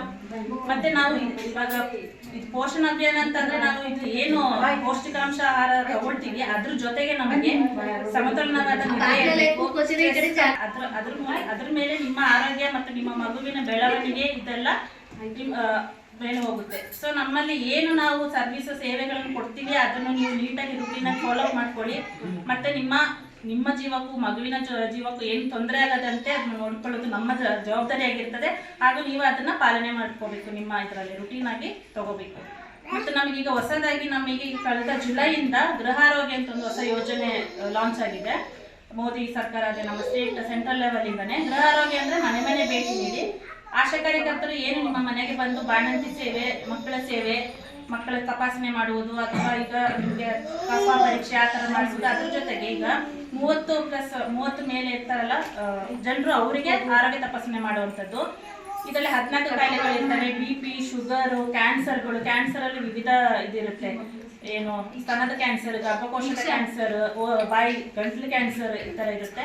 ಮತ್ತೆ ಕಿಡ್ನಿ ಪ್ರಾಬ್ಲಮ್ಗಳು ಇರುವಂಥದ್ದು, ಮತ್ತೆ ನ್ಯೂರಾಲಜಿಕಲ್ ನರದೌರ್ಬಲ್ಯತೆ ಇರುವಂಥದ್ದು, ಮತ್ತೆ ಮೆಂಟಲ್ ಮಾನಸಿಕ ಅಸ್ವಸ್ಥತೆ ಇರುವಂಥದ್ದು. ಗೊಮ್ಮನಕೊಲ್ಲಿ ಉಪಕೇಂದ್ರದ ಸಮುದಾಯ ಆರೋಗ್ಯಾಧಿಕಾರಿ ಮಮತಾ ಮಾತನಾಡಿ, ಗರ್ಭಿಣಿಯರು ಅಪೌಷ್ಟಿಕ ಆಹಾರ ಸೇವನೆ ಮಾಡಿದರೆ ಆರೋಗ್ಯದ ಮೇಲೆ ಪರಿಣಾಮ ಬೀರುತ್ತೆ. ಎಲ್ಲರೂ ಪೌಷ್ಟಿಕ ಆಹಾರ ಸೇವಿಸಬೇಕು. ಮಕ್ಕಳು ಆರೋಗ್ಯದಿಂದ ಹುಟ್ಟಲು ತಾಯಿ ಪೌಷ್ಟಿಕ ಆಹಾರವನ್ನು ಸೇವಿಸಬೇಕೆಂದರು. ಗರ್ಭಿಣಿಯರ ಆರೈಕೆ, ಆರೋಗ್ಯ, ವಿಶ್ರಾಂತಿ, ವ್ಯಾಯಾಮ ಹಾಗೂ ಇಲಾಖೆಯಿಂದ ದೊರೆಯುವ ಸೌಲಭ್ಯಗಳ ಬಗ್ಗೆ ಮಮತಾ ಮಾಹಿತಿಯನ್ನು ನೀಡಿದರು. ಅದು 10 to 11 ಬಂದ್ರೆ ಅದನ್ನ ನಾವು ಮೈಲ್ಡ್ ಅನೇಮಿಯಾ ಅಂತ ಹೇಳ್ತೀವಿ. 7 to 10 ಬಂದ್ರೆ ಅದನ್ನ ಮಾಡರೇಟ್ ಅಂತೀವಿ. ಲೆಸ್ ದೆನ್ 7 ಬಂದ್ರೆ ಸಿವಿಯರ್ ಅಂತ ಹೇಳ್ತೀವಿ. ಸೊ ಮಾಡರೇಟ್ ರೇಂಜ್ ಬಂದ್ರೆ ಅದಕ್ಕೆ ನೀವು ಐರನ್ ಇಂಜೆಕ್ಷನ್ ಹಾಕ್ಸ್ಕೋಬೇಕಾಗುತ್ತೆ. ಅಥವಾ ಡೈಲಿ 2 ಟ್ಯಾಬ್ಲೆಟ್ಸ್ ತಗೋಬೇಕು ಅಂತ ಮೊದಲು ಹೇಳ್ತೀವಿ ನಿಮಗೆ. ಅದು ತಗೊಂಡು ನಿಮ್ಗೆ ಇಂಪ್ರೂವ್ ಆಗದೆ ಹೋದ್ರೆ ಐರನ್ ಇಂಜೆಕ್ಷನ್ ಹಾಕಬೇಕು ಅಂತ ಹೇಳ್ತೀವಿ. ಅದಲ್ಲದೆ HB ಲೆಸ್ ದೆನ್ 7 ಅಂದರೆ ಅದು ತುಂಬ ಸಿವಿಯರ್ ಕಂಡೀಷನ್. ನೀವು ಅದಕ್ಕೆ ಬ್ಲಡ್ ಟ್ರಾನ್ಸ್ಫ್ಯೂಷನ್ನೇ ಹಾಕುವಂಥ ಚಾನ್ಸಸ್ ಇರುತ್ತೆ. ಸೊ ಇದರಿಂದಲೇ ನಾವು ಯಾವಾಗಲೂ ಫಸ್ಟ್ 3 months ಬಂದುಬಿಟ್ಟು ಚೆಕಪ್ ಮಾಡಿಸಿ ಅಂತಲೇ ಹೇಳೋದು. ಸೊ ಮೇಯ್ನ್ HB ಇದೊಂದು. ಕ್ಯಾಲ್ಸಿಯಮು ಅಷ್ಟೇ, ಕ್ಯಾಲ್ಸಿಯಮು ಡೈಲಿ ಟ್ವೈಸ್ ತಗೊಳ್ಳಿ ಅಂತ ಹೇಳ್ತೀವಿ. ಇದರಿಂದ ನಿಮಗೆ ನಿಮ್ಮೆಲ್ಲರಿಗೂ ಗೊತ್ತೇ ಇರೋ ಹಾಗೆ ಪ್ರೆಗ್ನೆನ್ಸಿ ಅಂದರೆ ನಿಮ್ಮ ಬಾಡಿ ಅಲ್ಲದೆ ನಿಮ್ಮ ಬಾಡಿ ಒಳಗೆ ಇನ್ನೊಂದು ಜೀವ ಬೆಳೀತಾ ಇರುತ್ತೆ, ಅದಕ್ಕೆ ನ್ಯೂಟ್ರಿಷನ್ ಜಾಸ್ತಿ ಬೇಕಾಗುತ್ತೆ. ಸೊ ಅದಕ್ಕೆ ಕ್ಯಾಲ್ಶಿಯಮ್ ನೀವು ನಾರ್ಮಲ್ ತಗೊಳ್ಳೋದಕ್ಕಿಂತ ಕ್ಯಾಲ್ಶಿಯಂ ಎಕ್ಸ್ಟ್ರಾ ನೀವು ತಗೋಬೇಕು. 1000 mg ನೀವು ಡೈಲಿ ತಗೋಬೇಕಾಗುತ್ತೆ. ಸೊ ಅದಕ್ಕೆ ನಾವು 500 mg ಟ್ಯಾಬ್ಲೆಟ್ನ ಟ್ವೈಸ್ ತಗೊಳ್ಳಿ ಅಂತ ಹೇಳ್ತೀವಿ. ಅದಲ್ಲದೆ ನೀವು ಬೇರೆ ವೆಜಿಟೇಬಲ್ಸ್ ಅಂದರೆ ಗ್ರೀನ್ ಲೀಫಿ ವೆಜಿಟೇಬಲ್ಸ್ ಅಂದರೆ ತರಕಾರಿಗಳು, ಆದಷ್ಟು ತರಕಾರಿಗಳನ್ನ ತಗೊಳ್ಳಿ ಅಂತ ಹೇಳ್ತೀವಿ. ಅದರಿಂದ ಕೆಲವೊಂದು ಐರನ್ ರಿಚ್ ಫುಡ್ಡೇ ಇರುತ್ತೆ. ಸೊ ಐರನ್ ರಿಚ್ ಫುಡ್ ತಗೊಳ್ಳೋದ್ರಿಂದ ನೀವು 2 ಟ್ಯಾಬ್ಲೆಟ್ಸ್ ತಗೊಳ್ತೇನೆ ಇಂಪ್ರೂವ್ ಆಗೋ ಚಾನ್ಸಸ್ಸು ಇರುತ್ತೆ. ಸೊ ಅದರಿಂದ ಈ ನುಗ್ಗೆಕಾಯಿ ಆಗಿರ್ಬೋದು ಅಥವಾ ನಮ್ಮ ಕ್ಯಾರೆಟ್, ಬೀಟ್ರೂಟ್ ಇದರಿಂದ ಎಲ್ಲ ಐರನ್ ಜಾಸ್ತಿ ಆಗುತ್ತೆ ನಿಮಗೆ. ಸೊ ಟ್ಯಾಬ್ಲೆಟ್ ಅವ್ರು ಹೇಳ್ದಂಗೆ ಐರನ್ ಟ್ಯಾಬ್ಲೆಟ್ ತೊಗೊಂಡ್ರೆ ಸ್ವಲ್ಪ ಜನಕ್ಕೆ ಅದು ಟೇಸ್ಟ್ ಅಥವಾ ಸ್ವಲ್ಪ ವಾಮಿಟಿಂಗ್ ಬಂದಂಗೆ ಆಗ್ಬೋದು, ಅಥವಾ ಕೆಲವೊಬ್ಬರಿಗೆ ಇದು ಮೋಷನ್ ಮಾಡಿದಾಗ ಅದು ಕಲರ್ ಚೇಂಜ್ ಆಗುತ್ತೆ. ನಂತರ ಗರ್ಭಿಣಿಯರಿಗೆ ಅರಿಶಿಣ ಕುಂಕುಮ ಹಚ್ಚಿ ಬಳೆ ಹಾಕಿ ಶಾಸ್ತ್ರೋಕ್ತವಾಗಿ ಸೀಮಂತ ಮಾಡಲಾಯಿತು.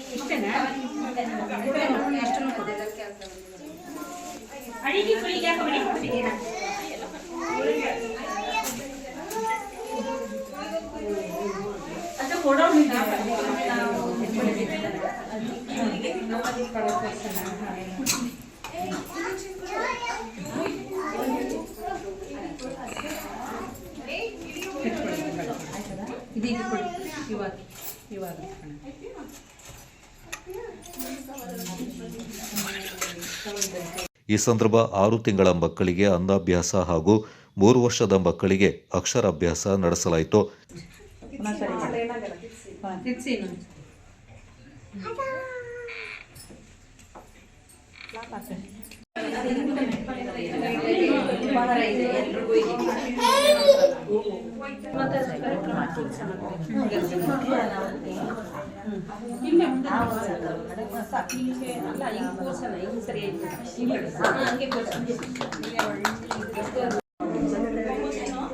ಡಾಕ್ಟರ್ ಕೊಡ್ತಾ ಇರೋದು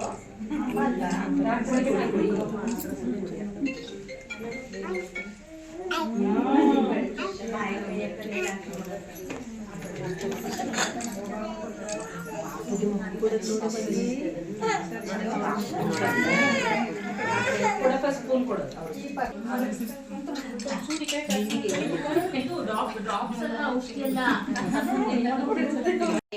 ಕನ್ಸಿಡರ್ ಮಾಡ್ತೀವಿ. 6 ತಿಂಗಳು ತುಂಬಿದ ನಂತರ ಮಗುವಿಗೆ ಪೂರಕ ಪೌಷ್ಟಿಕ ಆಹಾರವನ್ನ ಪ್ರಾರಂಭಿಸಬೇಕಾಗುತ್ತದೆ. ಅದು ಮೊದಲ ಹಂತವಾಗಿ ಈಗ ಪೂರಕ ಪೌಷ್ಟಿಕವನ್ನ ಇಲ್ಲಿ ನಾವು ಅದನ್ನ ರೂಢಿಸೋಣ ಅಂತ ಹೇಳಿ ಈ ಮಗುವನ್ನು ಕಲಿಸಿದ್ದೀವಿ. ಹಾಗೆ ಒಂದು ಮಗು ಅಕ್ಷರಾಭ್ಯಾಸ 3 ವರ್ಷ ತುಂಬಿದಂತಹ ಮಗುವಿಗೆ ಅಕ್ಷರಾಭ್ಯಾಸ ಮಾಡಿಸೋ ಪದ್ಧತಿ ಇದೆ. ಹಾಗಾಗಿ ಒಂದು ಮಗು ಅಕ್ಷರಾಭ್ಯಾಸಕ್ಕೂ ಕೂಡ ನೀವು ಪ್ರೆಗ್ನೆಂಟ್ ಆಗ ಮುಂಚೆಯಿಂದ ಏನೇನು ಮಾಡಬೇಕು, ಪ್ರೆಗ್ನೆಂಟ್ ಆದ್ಮೇಲೆ ಏನೇನು ಇನ್ಸ್ಟ್ರಕ್ಷನ್, ಅದಾದ್ಮೇಲೆ ಮಗುಗೆ ಯಾವ್ಯಾವ ತರ ಯಾವ್ಯಾವ ಬೆಳವಣಿಗೆ ಬರುತ್ತೆ ಅದೆಲ್ಲ ಡೀಟೇಲ್ ಆಗಿ ಕೊಟ್ಟಿದ್ದಾರೆ. ಸೊ ಅದೊಂದ್ಸತಿ ನೋಡ್ಕೊಂಡ್ರೆ ಒಳ್ಳೇದು. ಫುಡ್ಡಿಗೆ ಅಂತ ಬಂದಾಗ ನೀವು ಚೆಕ್ ಮಾಡ್ತಾ ಇರ್ತೀವಿ.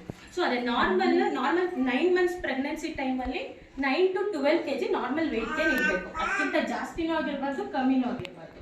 ಜಾಸ್ತಿ BP ಬರುವಂಥ ಚಾನ್ಸಸ್ ತುಂಬ ಇರುತ್ತೆ. ಆದ್ದರಿಂದ ನೀವು ನಿಮ್ಮ ತಾಯಿ ಕಡೆ ಫುಲ್ ನೀಟಾಗಿ ಕೊಟ್ಟಿದ್ದಾರೆ. ಫುಲ್ ನಾವು ಹೇಳೋದೇ ಬೇಡ, ಎಲ್ಲ ಅದರಲ್ಲೇ. ಆಯುರ್ವೇದ ವೈದ್ಯಾಧಿಕಾರಿ ನಂದಿನಿ, ಅಂಗನವಾಡಿ ಕಾರ್ಯಕರ್ತೆಯರಾದ ಪುಟ್ಟಂಬ, ನೀಲಂಬ, ಚಂದ್ರಿಕಾ, ನಾಗರತ್ನ, ಕವಿತಾ, ನಾಗಮಣಿ, ಸರಸ ಹಾಗೂ ಆಶಾ ಕಾರ್ಯಕರ್ತೆಯರು ಪಾಲ್ಗೊಂಡಿದ್ದರು. 9 to 12 kg ನಾರ್ಮಲ್ ವೆಯ್ಟ್ಗೆ ನಿಲ್ಬೇಕು. ಅದಕ್ಕಿಂತ ಜಾಸ್ತಿನೂ ಆಗಿರ್ಬಾರ್ದು, ಕಮ್ಮಿನೂ ಆಗಿರ್ಬಾರ್ದು. ಜಾಸ್ತಿ BP ಬರುವಂಥ ಚಾನ್ಸಸ್ ತುಂಬ ಇರುತ್ತೆ. ಆದ್ದರಿಂದ ನೀವು ನಿಮ್ಮ ತಾಯಿ ಕಡೆ ಫುಲ್ ನೀಟಾಗಿ ಕೊಟ್ಟಿದ್ದಾರೆ. ಫುಲ್ ನಾವು ಹೇಳೋದೇ ಬೇಡ, ಎಲ್ಲ ಅದರಲ್ಲೇ.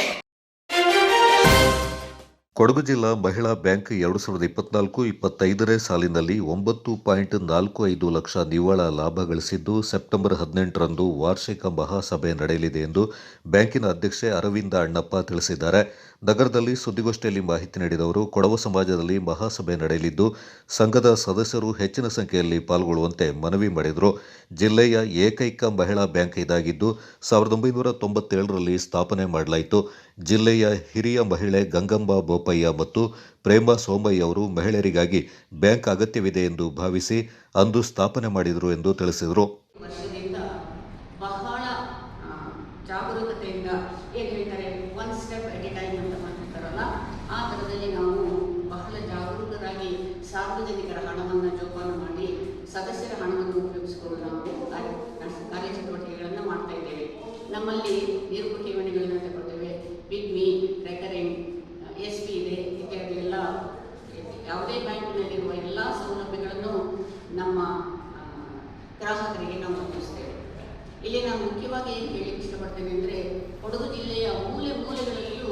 ಸರ್ಕಾರಿ ಸ್ವಾಮ್ಯದ ಬ್ಯಾಂಕ್ಗಳಿದೆ, ನ್ಯಾಷನಲೈಸ್ ಬ್ಯಾಂಕ್ಸ್ ಇದೆ. ಅದಲ್ಲದೆ ಕೊಡಗು ಜಿಲ್ಲಾ ಸಹಕಾರ ಕೇಂದ್ರ ಬ್ಯಾಂಕಿನ 22 ಶಾಖೆಗಳು ಬಹಳ ಮುತುವರ್ಜಿಯಿಂದ ಡೆಪಾಸಿಟ್ ಕಲೆಕ್ಷನ್ ಆಗಲಿ, ಲೋನ್ ಆಗಲಿ ಮಾಡ್ತಾ ಇದ್ದಾರೆ. ಅವೆಲ್ಲ ಕಾಂಪಿಟೇಷನ್ ಮಧ್ಯದಲ್ಲೂ ಕೂಡ ನಾವು ಈ ವರ್ಷದಲ್ಲಿ 10 ಕೋಟಿ ರೂಪಾಯಿಯ ಫಿಕ್ಸ್ಡ್ ಡೆಪಾಸಿಟ್ ಅನ್ನು ಅಟ್ರಾಕ್ಟ್ ಮಾಡಿದ್ದೇವೆ ಪಬ್ಲಿಕ್ಕಿಂದ, ನಮ್ಮ ಸದಸ್ಯರಿಂದ. ನಮ್ಮ ಸದಸ್ಯರು ಇದ್ದಾರೆ, ಆದರೆ ಆಕ್ಟಿವ್ ಸದಸ್ಯರು ಒಂದು 600 ಮಂದಿ ಮಾತ್ರ ಇರ್ಬೋದಷ್ಟೇ. ನಮ್ಮಲ್ಲಿ ಪಾಲು ಬಂಡವಾಳ 25ಕ್ಕೆ 44,06,000 ಪಾಲು ಬಂಡವಾಳ ಇದೆ. ನಮ್ಮಲ್ಲಿ ನಿಧಿಗಳು ಫಂಡ್ಸ್ 32,31,000 ಇದೆ. ಠೇವಣಿ 10 ಕೋಟಿ ಇದೆ. ಮತ್ತು ದುಡಿಯುವ ಬಂಡವಾಳ ನಮ್ಮದು 10 ಕೋಟಿ 91 ಲಕ್ಷ ಇದೆ. ವ್ಯವಹಾರದ 38 ಕೋಟಿ 10 ಲಕ್ಷ. ವಿವರಗಳನ್ನೆಲ್ಲ ನಮ್ಮ ಮುಂದೆ ನಾವು. ಗೋಷ್ಠಿಯಲ್ಲಿ ಬ್ಯಾಂಕ್ನ ಮುಖ್ಯ ಕಾರ್ಯನಿರ್ವಹಣಾಧಿಕಾರಿ ಬಿಪಿ ಶೈಲಿ, ನಿರ್ದೇಶಕರಾದ ಸಿ ಲೀಲಾ ಮೇದಪ್ಪ, ಎಂಎ ಶ್ಯಾಮಲ, ದಿನೇಶ್, ಆಶಾ ಚೆಂಡಪ್ಪ, ಪಿ ಪ್ರೇಮ ಕರಂಬಯ್ಯ ಪಾಲ್ಗೊಂಡಿದ್ದರು. ಸೋಮವಾರಪೇಟೆ ಕೃಷಿ ಪತ್ತಿನ ಸಹಕಾರ ಸಂಘದ ವಾರ್ಷಿಕ ಮಹಾಸಭೆ ಸೆಪ್ಟೆಂಬರ್ 14ರಂದು ಚಂದಬಸಪ್ಪ ಸಭಾಂಗಣದಲ್ಲಿ ಬೆಳಗ್ಗೆ 10 ಗಂಟೆಗೆ ನಡೆಯಲಿದೆ ಎಂದು ಸಂಘದ ಅಧ್ಯಕ್ಷ ಜಿಬಿ ಸೋಮಯ್ಯ ತಿಳಿಸಿದ್ದಾರೆ. ಪ್ರಸಕ್ತ ಸಾಲಿನಲ್ಲಿ ಸಂಘ ಒಟ್ಟು 453 ಕೋಟಿ ರೂಪಾಯಿ ವ್ಯವಹಾರ ನಡೆಸಿದ್ದು 1.23 ಕೋಟಿ ರೂಪಾಯಿ ಲಾಭ ಗಳಿಸಿದೆ. ಸಂಘದಲ್ಲಿ ಒಟ್ಟು ದುಡಿಯುವ ಬಂಡವಾಳ 89.62 ಕೋಟಿ ರೂಪಾಯಿ ಇದೆ. 5,438 ಸದಸ್ಯರಿದ್ದು ಸದಸ್ಯರು ಹಾಗೂ ಗ್ರಾಹಕರಿಗೆ 69.87 ಕೋಟಿ ರೂಪಾಯಿ ಸಾಲವನ್ನು ವಿತರಣೆ ಮಾಡಲಾಗಿದೆ ಎಂದು ಗುರುವಾರ ಸಂಜೆ ಸುದ್ದಿಗೋಷ್ಠಿಯಲ್ಲಿ ತಿಳಿಸಿದರು. ಒಂದು 4 ಮಳಿಗೆಗಳು ಹೊಸದಾಗಿ ಆಗಿರುತ್ತೆ. ಅದರಲ್ಲಿ ಈಗಾಗಲೇ ಒಂದು 2 ಬಾಡಿಗೆಗೆ ಬಂದಿದ್ದಾರೆ. ಇನ್ನು ಯಾರಿಗಾದ್ರೂ ಅವಶ್ಯಕತೆ ಇದ್ದರೆ ಅದಕ್ಕೆ ಒಳ್ಳೆ ಕಟ್ಟಡ, ಒಳ್ಳೆ ಸುಸಜ್ಜಿತವಾಗಿದೆ, ವ್ಯಾಪಾರ ವ್ಯವಹಾರ ನಡೆಯುವಂಥ ಜಾಗ, ಅದಕ್ಕೂ ಯಾರಾದರೂ ಅವಕಾಶ. 9/2025 ಭಾನುವಾರ ವಾರ್ಷಿಕ ಸಭೆ ಈಗಾಗಲೇ ನಿಗದಿಯಾಗಿದೆ. ಅದಕ್ಕೆ ಈಗ ಏನು ನಮ್ಮ ಆಹ್ವಾನ ಪತ್ರಿಕೆ ತಲುಪದಿದ್ದಂಥ ಎಲ್ಲ ಸರ್ವ ಸದಸ್ಯರು ನಮ್ಮ ಪತ್ರಿಕಾ ಪ್ರಕಟಣೆ ಮೂಲಕ ತಮ್ಮನ್ನು ಮತ್ತೊಮ್ಮೆ ಆಹ್ವಾನಿಸ್ತಾ ಇದ್ದೀವಿ. ಯಾರು ಆಹ್ವಾನ ಪತ್ರಿಕೆ ಸಿಕ್ಕಿಲ್ಲ ಗಳನ್ನು ಸಂಘದಿಂದ ಬಳಸಿ ಚಿತ್ರಪಡಿಸಲಾಗಿದೆ. ಪಿಗ್ಮಿ ಹೋರಾಟ ಸಾಲದ ವಿಮಾನ ಸೌಲಭ್ಯ ಯೋಜನಾ ಸೌಲಭ್ಯವಿರುತ್ತದೆ. ಅದು 2 ಲಕ್ಷದವರೆಗೆ ಮಾತ್ರ. ನಾವು 3 ಲಕ್ಷ ಸಾಲ ಕೊಡ್ತಾ ಇದ್ದೀವಿ. ಆದರೆ ಅದು 2 ಲಕ್ಷ ತನಕ ಮಾತ್ರ ವಿಮಾ ಯೋಜನೆ ಜಾರಿಯಲ್ಲಿದೆ. ಸ್ವಸಹಾಯ ಗುಂಪುಗಳ ಯೋಜನೆಯನ್ನು ರೂಪಿಸಿದ್ದು 31/3/25 ಸಾಲಿಗೆ 7 ಗುಂಪುಗಳಿಗೆ ರೂ 32.05 ಲಕ್ಷ ವಿತರಿಸಲಾಗಿದೆ. ಸಂಘದ ಒಟ್ಟಾರೆ ಸಾಲ ಮರುಪಾವತಿಯು 31/3/25 ಶೇಕಡ 98.5 ಸಂಘದಿಂದ ನೀಡುತ್ತಿರುವ ಕೆಸಿ ಸಾಲದ ಎನ್ಸಿಆರ್ ನಿಧಿಯನ್ನು 1 ಎಕರೆಗೆ ಕಾಫಿಗೆ ಹೆಕ್ಟೇರಿಗೆ ಹಾಗೂ ಒಟ್ಟು 2 ಲಕ್ಷ ಅಧಿಕವಾಗಿ ಠೇವಣಿ ಸಂಗ್ರಹಣೆ ಮಾಡಿದ್ದೀವಿ. ಈಗ ಕಳೆದ ಸಾಲಿನಲ್ಲಿ 31/3/24 ಸಾಲದ ಹೊರಬಾಕಿ 6,485.50 ಲಕ್ಷ ಇದ್ದು ದಿನಾಂಕ 3/3/25 ಅಂತ್ಯಕ್ಕೆ 7,788.34 ಲಕ್ಷ ಸಾಲ ವಿತರಣೆಯಲ್ಲಿ ಪ್ರಗತಿ ಸಾಧಿಸಿದ್ದು ಕಳೆದ ಸಾಲಿಗಿಂತ 1,302.84 ಲಕ್ಷ ಅಧಿಕವಾಗಿ ವ್ಯವಹಾರ ಮಾಡಿದೆ. ಸಂಘದಲ್ಲಿ 25,000 ರೂಪಾಯಿ ಹಾಗೂ 10,000 ಮರಣ ನಿಧಿ ಯೋಜನೆ ಜಾರಿಯಲ್ಲಿರುತ್ತದೆ. 24-25 ಸಾಲಿನಲ್ಲಿ 25,000 ಮತ್ತು 10,000 ಮರಣ ನಿಧಿಗೆ ನೋಂದಾಯಿಸಿದ 47 ಜನ ಬಹುತಾದ ಸದಸ್ಯರ ವಾರಸುದಾರರಿಗೂ ಈ ಸೌಲಭ್ಯದ ಮೊತ್ತ 9 ಮಾರ್ಚ್ 31ಕ್ಕೆ 453 ಕೋಟಿ ಆಗಿದೆ. ದುಡಿಯುವ ಬಂಡವಾಳ 89 ಕೋಟಿಯ 62 ಲಕ್ಷ ಆಗಿರುತ್ತದೆ. 24-25 ಸಾಲಿನಲ್ಲಿ ಬಿಟ್ಟು 5,438 ಸದಸ್ಯರು ಇದ್ದಾರೆ. ಗೋಷ್ಠಿಯಲ್ಲಿ ಸಂಘದ ಉಪಾಧ್ಯಕ್ಷ ಎಚ್.ಕೆ. ಚಂದ್ರಶೇಖರ್, ನಿರ್ದೇಶಕರು ಪಾಲ್ಗೊಂಡಿದ್ದರು. ಕೊಡಗು ವಿದ್ಯಾಲಯದ 8ನೇ ತರಗತಿ ವಿದ್ಯಾರ್ಥಿ ದೇವಾವೃತ್ ಡಿಬಿ ಮಹಾರಾಷ್ಟ್ರದ ಸದ್ವಿ ಪ್ರೀತಿ ಸುಧಾಜಿ ಇಂಟರ್ನ್ಯಾಷನಲ್ ಸ್ಕೂಲ್ ಮೆಹತಾದಲ್ಲಿ ನಡೆದ ಸಿಬಿಎಸ್ಇ ದಕ್ಷಿಣ ವಲಯ ಮಟ್ಟದ ಅಂಡರ್ 14 ಕ್ರಿಕೆಟ್ ಆಯ್ಕೆ ಪ್ರಕ್ರಿಯೆಯಲ್ಲಿ ರಾಷ್ಟ್ರೀಯ ಕ್ರಿಕೆಟ್ ಪಂದ್ಯಾಟಕ್ಕೆ ಆಯ್ಕೆಗೊಂಡಿದ್ದಾನೆ. ಒಟ್ಟು 450 ಆಟಗಾರರು ಪಾಲ್ಗೊಂಡ ಆಯ್ಕೆ ಪ್ರಕ್ರಿಯೆಯಲ್ಲಿ ಕೇವಲ 18 ಮಂದಿಯ ತಂಡದಲ್ಲಿ ಸ್ಥಾನ ಪಡ್ಕೊಂಡಿರುವ ದೇವಾವೃತ್ ದಕ್ಷಿಣ ವಲಯ ಮಟ್ಟದ ಕ್ರಿಕೆಟ್ ತಂಡದಲ್ಲಿ ಲೆಗ್ ಸ್ಪಿನ್ನರ್ ಆಗಿ ಆಡಲಿದ್ದಾರೆ ಎಂದು ಶಾಲೆಯ ಪ್ರಾಂಶುಪಾಲರಾದ ಕೆಎಸ್ ಸುಮಿತ್ರಾ ತಿಳಿಸಿದ್ದಾರೆ. ಸೆಪ್ಟೆಂಬರ್ 15ರಿಂದ 20ರವರೆಗೆ ನೋಯ್ಡಾದಲ್ಲಿ ನಡೆಯಲಿರುವ ರಾಷ್ಟ್ರೀಯ ಮಟ್ಟದ ಸಿಬಿಎಸ್ಇ T20 ಕ್ರಿಕೆಟ್ ಪಂದ್ಯಾಟದಲ್ಲಿ ದೇವಾವೃತ್ ತಮ್ಮ ಪ್ರತಿಭೆಯನ್ನು ಪ್ರದರ್ಶಿಸಲಿದ್ದಾರೆ. ದೇವಾವೃತ್ ಅವರು ದಂಬೆಕೋಡಿ ಭೀಷ್ಮ ಮತ್ತು ಕವನ ದಂಪತಿಯ ಪುತ್ರನಾಗಿದ್ದಾರೆ. ಪ್ರಾಥಮಿಕ ಕೃಷಿ ಪತ್ತಿನ ಸಹಕಾರ ಸಂಘ ನಾಪಕ್ಲು 2024-25ನೇ ಸಾಲಿನಲ್ಲಿ 51,24,376 ರೂಪಾಯಿ ನಿವ್ವಳ ಲಾಭ ಗಳಿಸಿ ಎ ಶ್ರೇಣಿಯಲ್ಲಿದೆ ಎಂದು ಸಂಘದ ಅಧ್ಯಕ್ಷ ಕೇಟೊಳಿರ ಎಸ್ ಹರೀಶ್ ಪೋಯ್ಯ ತಿಳಿಸಿದ್ದಾರೆ. ಸಂಘದ ಸಭಾಂಗಣದಲ್ಲಿ ಗುರುವಾರ ಪತ್ರಿಕಾಗೋಷ್ಠಿಯಲ್ಲಿ ಮಾತನಾಡಿದ ಅವರು, ಸಂಘದಲ್ಲಿ ಒಟ್ಟು 2,549 ಸದಸ್ಯರಿದ್ದಾರೆ. ಸಂಘದಲ್ಲಿ ಪಾಲು ಬಂಡವಾಳ 1,44,06,280 ರೂಪಾಯಿ ಇದ್ದು, ಒಟ್ಟು 2,46,19,543 ರೂಪಾಯಿ ಇದೆ ಎಂದರು. 69ನೇ ಮಹಾಸಭೆಯನ್ನು ನಾಡಿದ್ದು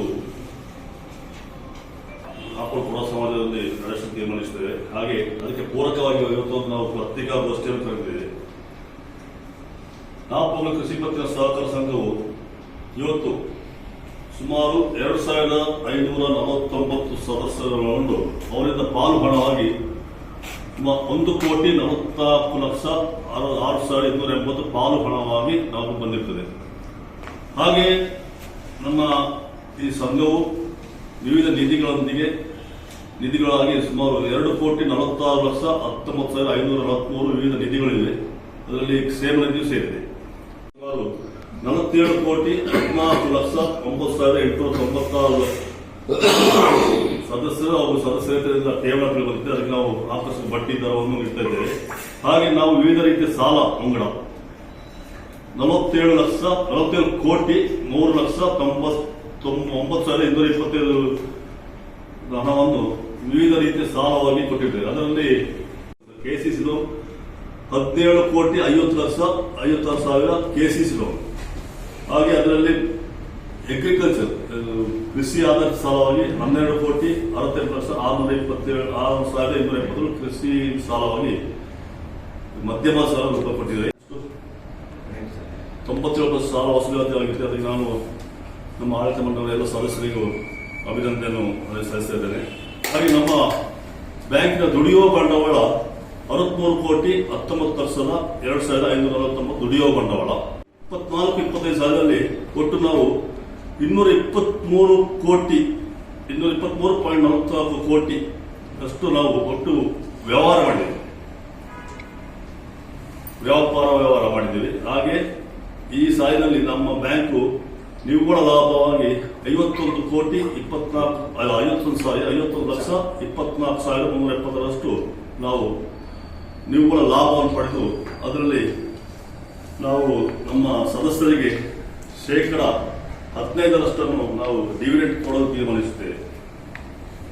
ಹಾಗೆ ನಮ್ಮ ಸಂಘವು ಸದಸ್ಯರಿಗೆ ವಿವಿಧ ರೀತಿಯ ಸಾಲ, ಮಧ್ಯಮ ಸಾಲ, ಅದಕ್ಕಿಂತ ಅದಲ್ಲದೆ ಸುಮಾರು ನಿವೇಶನ ಹಣ ಸಾಲ, ವಾಹನ ಸಾಲ, ಜಾಮೀನು ಸಾಲ, ಆಭರಣ ಸಾಲ, ಗೊಬ್ಬರ ಸಾಲ, ಪಿಗ್ಮಿ ಸಾಲ, SHG ಸಾಲ, ಸೋಲಾರ್ ಹಾಗೂ ಜನರೇಟರ್ ಸಾಲ, ಹಾಗೆ ಸರ್ಕಾರದ ಸಬ್ಸಿಡಿ ರೂಪದಲ್ಲಿ ಕೃಷಿ ಯಂತ್ರೋಪಕರಣ, ಕೆರೆ ಸಾಲ, ಗೋದಾಮ ಸಾಲ, ಕಾಫಿ ಹಣವನ್ನು ನೀಡ್ತಾ ಇರ್ತದೆ. ಯಂತ್ರೋಪಕರಣ ಸಾಲ ಕೊಡ್ತಾ ಇದ್ದೇವೆ. ಹಾಗೆ ನಮ್ಮ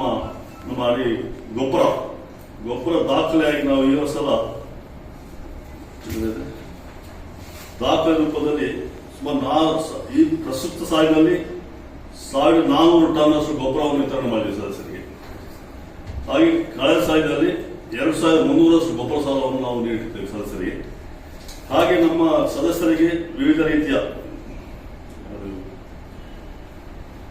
ಟ್ರ್ಯಾಕ್ಟರ್ ಇರ್ಬೋದು, ಮಿಲ್ ಇರ್ಬೋದು, ಸ್ಟ್ಯಾಪಿಂಗ್, ಜೆರಾಕ್ಸ್, ಹಾಗೆ ಎಲ್ಲ ಸದಸ್ಯರು ಇದಕ್ಕೆ ನಾವು ಸಹಕಾರ ಮಾಡಬೇಕು. ನಮ್ಮ ಸಂಘದವರಿಗೆ ಒಂದು ಕಾಫಿ ಹೋಟೆಲ್ ಜೆರಾಕ್ಸ್ ಅದೆಲ್ಲ ಇದೆ. ಹಾಗೆ ನಮ್ಮ ಸಂಘಕ್ಕೆ ಈ ಸಲ DCC ಬ್ಯಾಂಕಿಂದ ಕೊಡಲ್ಪಡುವ ಒಂದು ಬಹುಮಾನದಲ್ಲಿ ನಾವು ತಾಲೂಕಿಗೆ 2ನೇ ಸ್ಥಾನವನ್ನು ಪಡೆದಿದ್ದೇವೆ. ಅದಕ್ಕೆ ನಮ್ಮ ಆಡಳಿತ ಪರವಾಗಿ ಎಲ್ಲರಿಗೂ ಅಭಿನಂದಿಸ್ತಾ ಇದ್ದೇನೆ. ತಾಲೂಕು ಮಟ್ಟಕ್ಕೆ 2ನೇ ಸ್ಥಾನ ಉತ್ತಮ ಒಂದು ಶ್ರೇಣಿಯಲ್ಲಿ, ಹಾಗೆ ಆಡಿಟ್ ವರ್ಗೀಕರಣ A ಶ್ರೇಣಿಯಲ್ಲಿದೆ. ಗೋಷ್ಠಿಯಲ್ಲಿ ಸಂಘದ ಉಪಾಧ್ಯಕ್ಷೆ Kundyalanda M Kavitha, Chekpanda N Devaiah, Chokira B Poovappa, Kelitira B Muthamba, Shivachaliyanda M Kariappa, Areyada M Pembaiah, HA Bollu, Kundyolanda C Poovaiah, Chokira S Chindappa, Appachira Reena Nanaiah, NK Pushpa, ಮುಖ್ಯ ಕಾರ್ಯನಿರ್ವಹಣಾಧಿಕಾರಿ ಶಿವಚಾಳಿಯಂಡ ಎ ಪೂಣಚ್ಚ ಪಾಲ್ಗೊಂಡಿದ್ದರು. ಸೋಮವಾರಪೇಟೆಯ ನಾರಾಯಣಗುರು ಸೇವಾ ಸಮಿತಿ ಹಾಗೂ ತುಳುನಾಡು ಬಿಲ್ಲವ ಮಹಿಳಾ ಸಂಘದ ಆಶ್ರಯದಲ್ಲಿ 10ನೇ ವರ್ಷದ ಆರ್ಟಿ ಸಂಭ್ರಮೋತ್ಸವ ಹಾಗೂ ವಿದ್ಯಾರ್ಥಿಗಳಿಗೆ ಪ್ರತಿಭಾ ಪುರಸ್ಕಾರ ನಡೆಯಲಿದೆ ಎಂದು ಸಮಿತಿಯ ಕಾರ್ಯದರ್ಶಿ ಇಂದಿರಾ ಮೋನಪ್ಪ ತಿಳಿಸಿದ್ದಾರೆ. ಇದೇ ತಿಂಗಳ 14ರ ಭಾನುವಾರ ಪಟ್ಟಣದ ಮಾನಸ ಹಾಲ್ನಲ್ಲಿ ಕಾರ್ಯಕ್ರಮ ಏರ್ಪಡಿಸಲಾಗಿದ್ದು, ಅಂದು ಬೆಳಿಗ್ಗೆ 8 ಗಂಟೆಗೆ ಜನಾಂಗದ ಮಕ್ಕಳಿಗೆ ವಿವಿಧ ಸ್ಪರ್ಧೆಗಳು ನಡೆಯಲಿವೆ. ನಂತರ 2024-25ನೇ ಸಾಲಿನಲ್ಲಿ SSLC ಮತ್ತು PUCಯಲ್ಲಿ ಅತಿ ಹೆಚ್ಚು ಅಂಕ ಗಳಿಸಿದ ಸಮುದಾಯದ ವಿದ್ಯಾರ್ಥಿಗಳಿಗೆ ಪ್ರತಿಭಾ ಪುರಸ್ಕಾರ ನಡೆಯಲಿದೆ ಎಂದರು. ಸೇವಾ ಸಮಿತಿ ಹಾಗೂ ತುಳುನಾಡು ಬಿಲ್ಲವ ಮಹಿಳಾ ಸಂಘ ಸೋಮವಾರಪೇಟೆ ಕೊಡಗು ಜಿಲ್ಲೆ ನಮ್ಮ 10ನೇ ವರ್ಷದ ಆರ್ಟಿ ಸಂಭ್ರಮೋತ್ಸವ ಇದು ನಗರದ ಮಾನಸ ಹಾಲ್ನಲ್ಲಿ ನಡೆಯಲಿರುತ್ತದೆ. ದಿನಾಂಕ 15/9/2025ನೇ ಭಾನುವಾರದಲ್ಲಿ. ನಮ್ಮ ಈ ಕಾರ್ಯಕ್ರಮದಲ್ಲಿ ಬೆಳಿಗ್ಗೆ 8 ಗಂಟೆಗೆ ನಮ್ಮ ಕಾರ್ಯಕ್ರಮ ಉದ್ಘಾಟನೆ ಆಗಲಿದೆ. ಬೆಳಗ್ಗೆ ನಮ್ಮ ಸಮಾಜ ಬಾಂಧವರ ಮಕ್ಕಳಿಗೆ ಮನರಂಜನಾ ಕಾರ್ಯಕ್ರಮ ಹಾಗೂ ಕ್ರೀಡಾ ಸ್ಪರ್ಧೆಗಳು ಏರ್ಪಡಿಸಿರ್ತೀವಿ.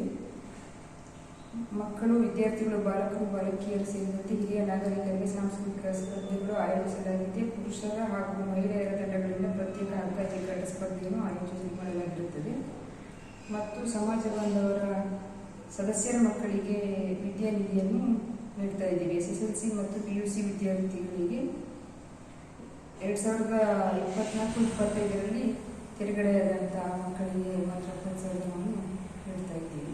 ಸಮಿತಿಯ ಗೌರವ ಸಲಹೆಗಾರ BA ಭಾಸ್ಕರ್ ಮಾತನಾಡಿ, ಬಿಲ್ಲವ ಸಮಾಜದ ಸಂಪ್ರದಾಯ, ಆಚಾರ ವಿಚಾರಗಳಿಂದ ತಿಳಿಸುವ ಕಾರ್ಯಕ್ರಮವೇ ಆರ್ಟಿ ಸಂಭ್ರಮ.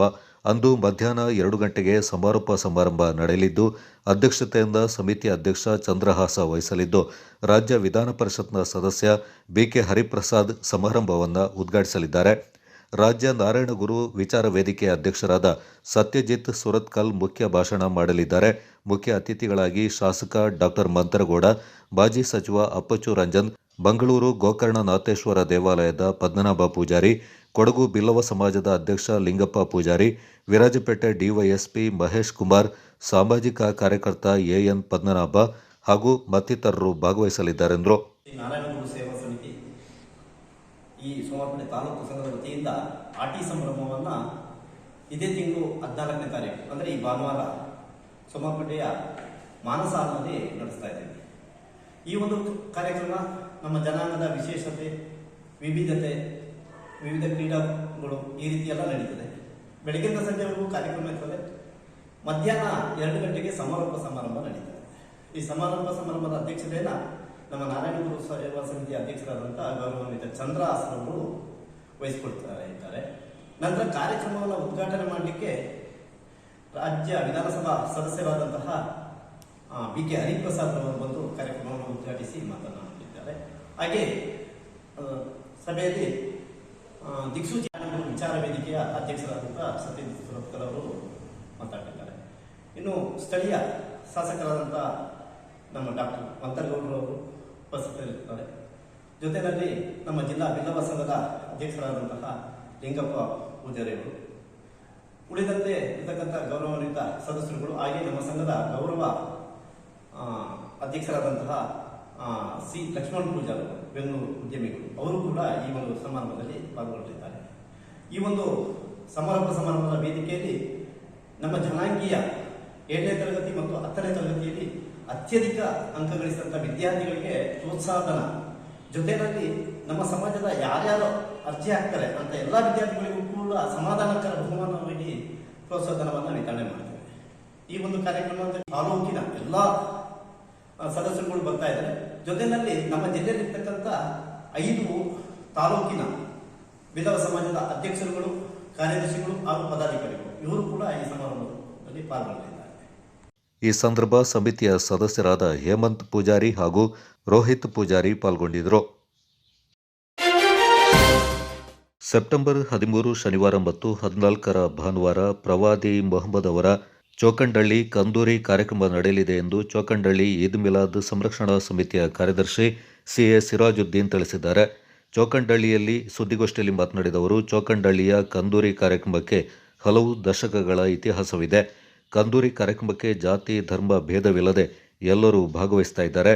ಸೆಪ್ಟೆಂಬರ್ 13 ಶನಿವಾರ ಅಸರ್ ನಮಾಜ್ನ ಬಳಿಕ ಈದ್ ಮಿಲಾದ್ ಸಂರಕ್ಷಣಾ ಸಮಿತಿ ಅಧ್ಯಕ್ಷ ಕೆಎಂ ರಫಿ ಅವರು ಧ್ವಜಾರೋಹಣ ನೆರವೇರಿಸಲಿದ್ದಾರೆ. ಸಂಜೆ 7 ಗಂಟೆಗೆ ನಡೆಯುವ ಕಾರ್ಯಕ್ರಮದ ಮುಖ್ಯ ಪ್ರಭಾಷಣವನ್ನು ರಫೀಕ್ ಸಹದಿ ದೇಲಂಪಾಡಿ ಮಾಡಲಿದ್ದು, ಪ್ರಾರ್ಥನೆಯಿಂದ ಸೈಯದ್ ಮಹದಿ ಅಹಮದ್ ತಂಗಳ್ ಅಂದ್ರೋತ್ ಲಕ್ಷದೀಪ ನೆರವೇರಿಸಲಿದ್ದಾರೆ. ಕಾರ್ಯಕ್ರಮದ ಅಧ್ಯಕ್ಷತೆಯಿಂದ ಈದ್ ಮಿಲಾದ್ ಸಂರಕ್ಷಣಾ ಸಮಿತಿ ಅಧ್ಯಕ್ಷ ಕೆಎಂ ರಫಿ ವಹಿಸಲಿದ್ದಾರೆ. ಉದ್ಘಾಟನೆಯಿಂದ ಚೋಕಂಡಳ್ಳಿ ಜುಮ್ಮಾ ಮಸೀದಿ ಮುದರ್ರಿಸ್ ಮುಬಶಿರ್ ಹಸನಿ ಅಲ್ ಕಾಮಿಲ್ ಮಾಡಲಿದ್ದಾರೆಂದು സിറാജുദ്ദീൻ ಅವರು ತಿಳಿಸಿದರು. വർഷങ്ങളായി ഓരോ 150 വർഷത്തോളമായി നമ്മുടെ ഈ മഹത്തായ ഈദ് മിലാദ് കന്തൂരി എന്നറിയപ്പെടുന്ന അതിമഹത്തായ ഈ നേർച്ച മജ്ലിസ് നമ്മുടെ മഹല്ലിൽ ചോക്കൻഡള്ളി പുലർച്ചുകൊണ്ട് കഴിച്ചുകൊണ്ടിരിക്കുകയാണ്.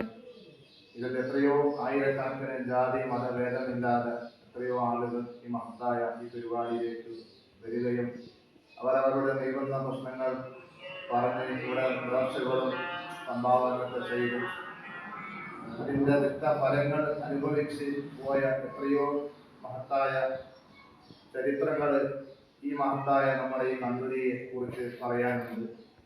എത്രയോ ആളുകൾ അനുഭവിച്ച് ഇന്നും അനുഭവിച്ചു കൊണ്ടിരിക്കുന്നവരുണ്ട്. ഈ മഹത്തായ പരിപാടിയിലേക്ക് വർഷങ്ങളോളമായി ജാതി മതഭേദമില്ലാതെ ആളുകളൊക്കെ ഇവിടെ വന്ന് സഹകരിക്കുകയും സന്തോഷം പങ്കെടുക്കുകയും ചെയ്യുകയാണ്. ഈ വർഷവും അതിലുപരിയായി 2 ദിവസം ഈ മഹത്തായ പരിപാടി ഇൻഷാ അല്ലാഹ് ഈ വരുന്ന 13-ാം തീയതിയും 14-ാം തീയതിയും നമ്മുടെ മഹത്തായ ഈ ചോക്കൻഡള്ളിയിൽ വെച്ചുകൊണ്ട് ഈ പരിപാടി ആരംഭിക്കുന്നുണ്ട്. അതിലേക്ക് എല്ലാ ആളുകളെയും ഞങ്ങൾ ജാതി മതഭേദമില്ലാതെ ക്ഷണിക്കുന്നു. ಪಿ ಎಸ್ ಸಿರಾಜುದ್ದೀನ್ ಈದ್ ಮಿಲಾದ್ ಸಂರಕ್ಷಣಾ ಸಮಿತಿ ಕಾರ್ಯದರ್ಶಿ.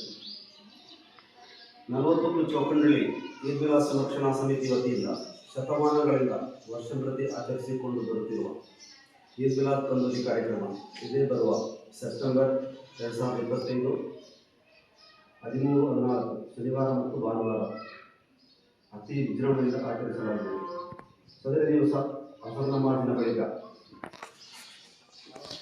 ಸಮಿತಿಯ ಅಧ್ಯಕ್ಷರಾದ ಕೆಎಂ ರಫೀರ್ ಅವರು ಧ್ವಜಾರೋಹಣದ ಮೂಲಕ ಚಾಲನೆ ನೀಡಲಿದ್ದು, ರಾತ್ರಿ ನಡೆಯುವ ಕಾರ್ಯಕ್ರಮದ ಪ್ರಾರ್ಥನೆಯನ್ನು ಸೈಯದ್ ಮಹದಿ ಅಹಮದ್ ಅಂದ್ರೋತ್ ಲಕ್ಷದೀಪ ಇವರು ನೆರವೇರಿಸಿದ್ದಾರೆ. ಅಧ್ಯಕ್ಷತೆಯನ್ನು ಈದ್ ಮಿಲಾದ್ ಸಂರಕ್ಷಣಾ ಸಮಿತಿ ಅಧ್ಯಕ್ಷರಾದ ಕೆಎಂ ರಫೀರ್ ಅವರು ವಹಿಸಲಿದ್ದು, ಉದ್ಘಾಟನೆಯನ್ನು ಮೈದೀನ್ ಮಸೀದಿಯ ಮುದರ್ರಿಸ್ ಮುಬಶಿರ್ ಹಸನಿ ಭಾನುವಾರ ಬೆಳಿಗ್ಗೆ 5 ಗಂಟೆಗೆ ಸರಿಯಾಗಿ ಮೌಲೂದ್ ಪಾರಾಯಣ, 8 ಗಂಟೆಗೆ ರಿಫಾಯತ್ ಸಂಘದವರಿಂದ ಮನೆ ಮನೆ ಸಂದರ್ಶನ, 10 ಗಂಟೆಗೆ ಸರಿಯಾಗಿ ಈದ್ ಮಿಲಾದ್ ಸಂದೇಶ ಜಾಥಾ ನಡೆದಿದ್ದು, ನಂತರ 12 ಗಂಟೆಗೆ ಸರಿಯಾಗಿ ಸಾರ್ವಜನಿಕ ಸಮಾರಂಭ ನಡೆದಿದೆ. ಇದರ ಅಧ್ಯಕ್ಷತೆಯನ್ನು ಸಮಿತಿ ಅಧ್ಯಕ್ಷರಾದಂತಹ ಕೆಎಂ ರಫೀರ್ ಅವರು ವಹಿಸಲಿದ್ದು, ಪ್ರಾರ್ಥನೆಯನ್ನು ಹಾಗೂ ಉದ್ಘಾಟನೆಯನ್ನು ಸೈಯದ್ ಮಹದಿ ತಂಡದವರು ನೆರವೇರಿಸಲಿದ್ದಾರೆ. ಗೋಷ್ಠಿಯಲ್ಲಿ ಈದ್ ಮಿಲಾದ್ ಸಂರಕ್ಷಣಾ ಸಮಿತಿ ಅಧ್ಯಕ್ಷ ಕೆಎಂ ರಫಿ, ಸಹ ಕಾರ್ಯದರ್ಶಿ ಕೆವೈ ನಾಸರ್ ಮತ್ತಿತರ ಸದಸ್ಯರು ಪಾಲ್ಗೊಂಡಿದ್ದರು.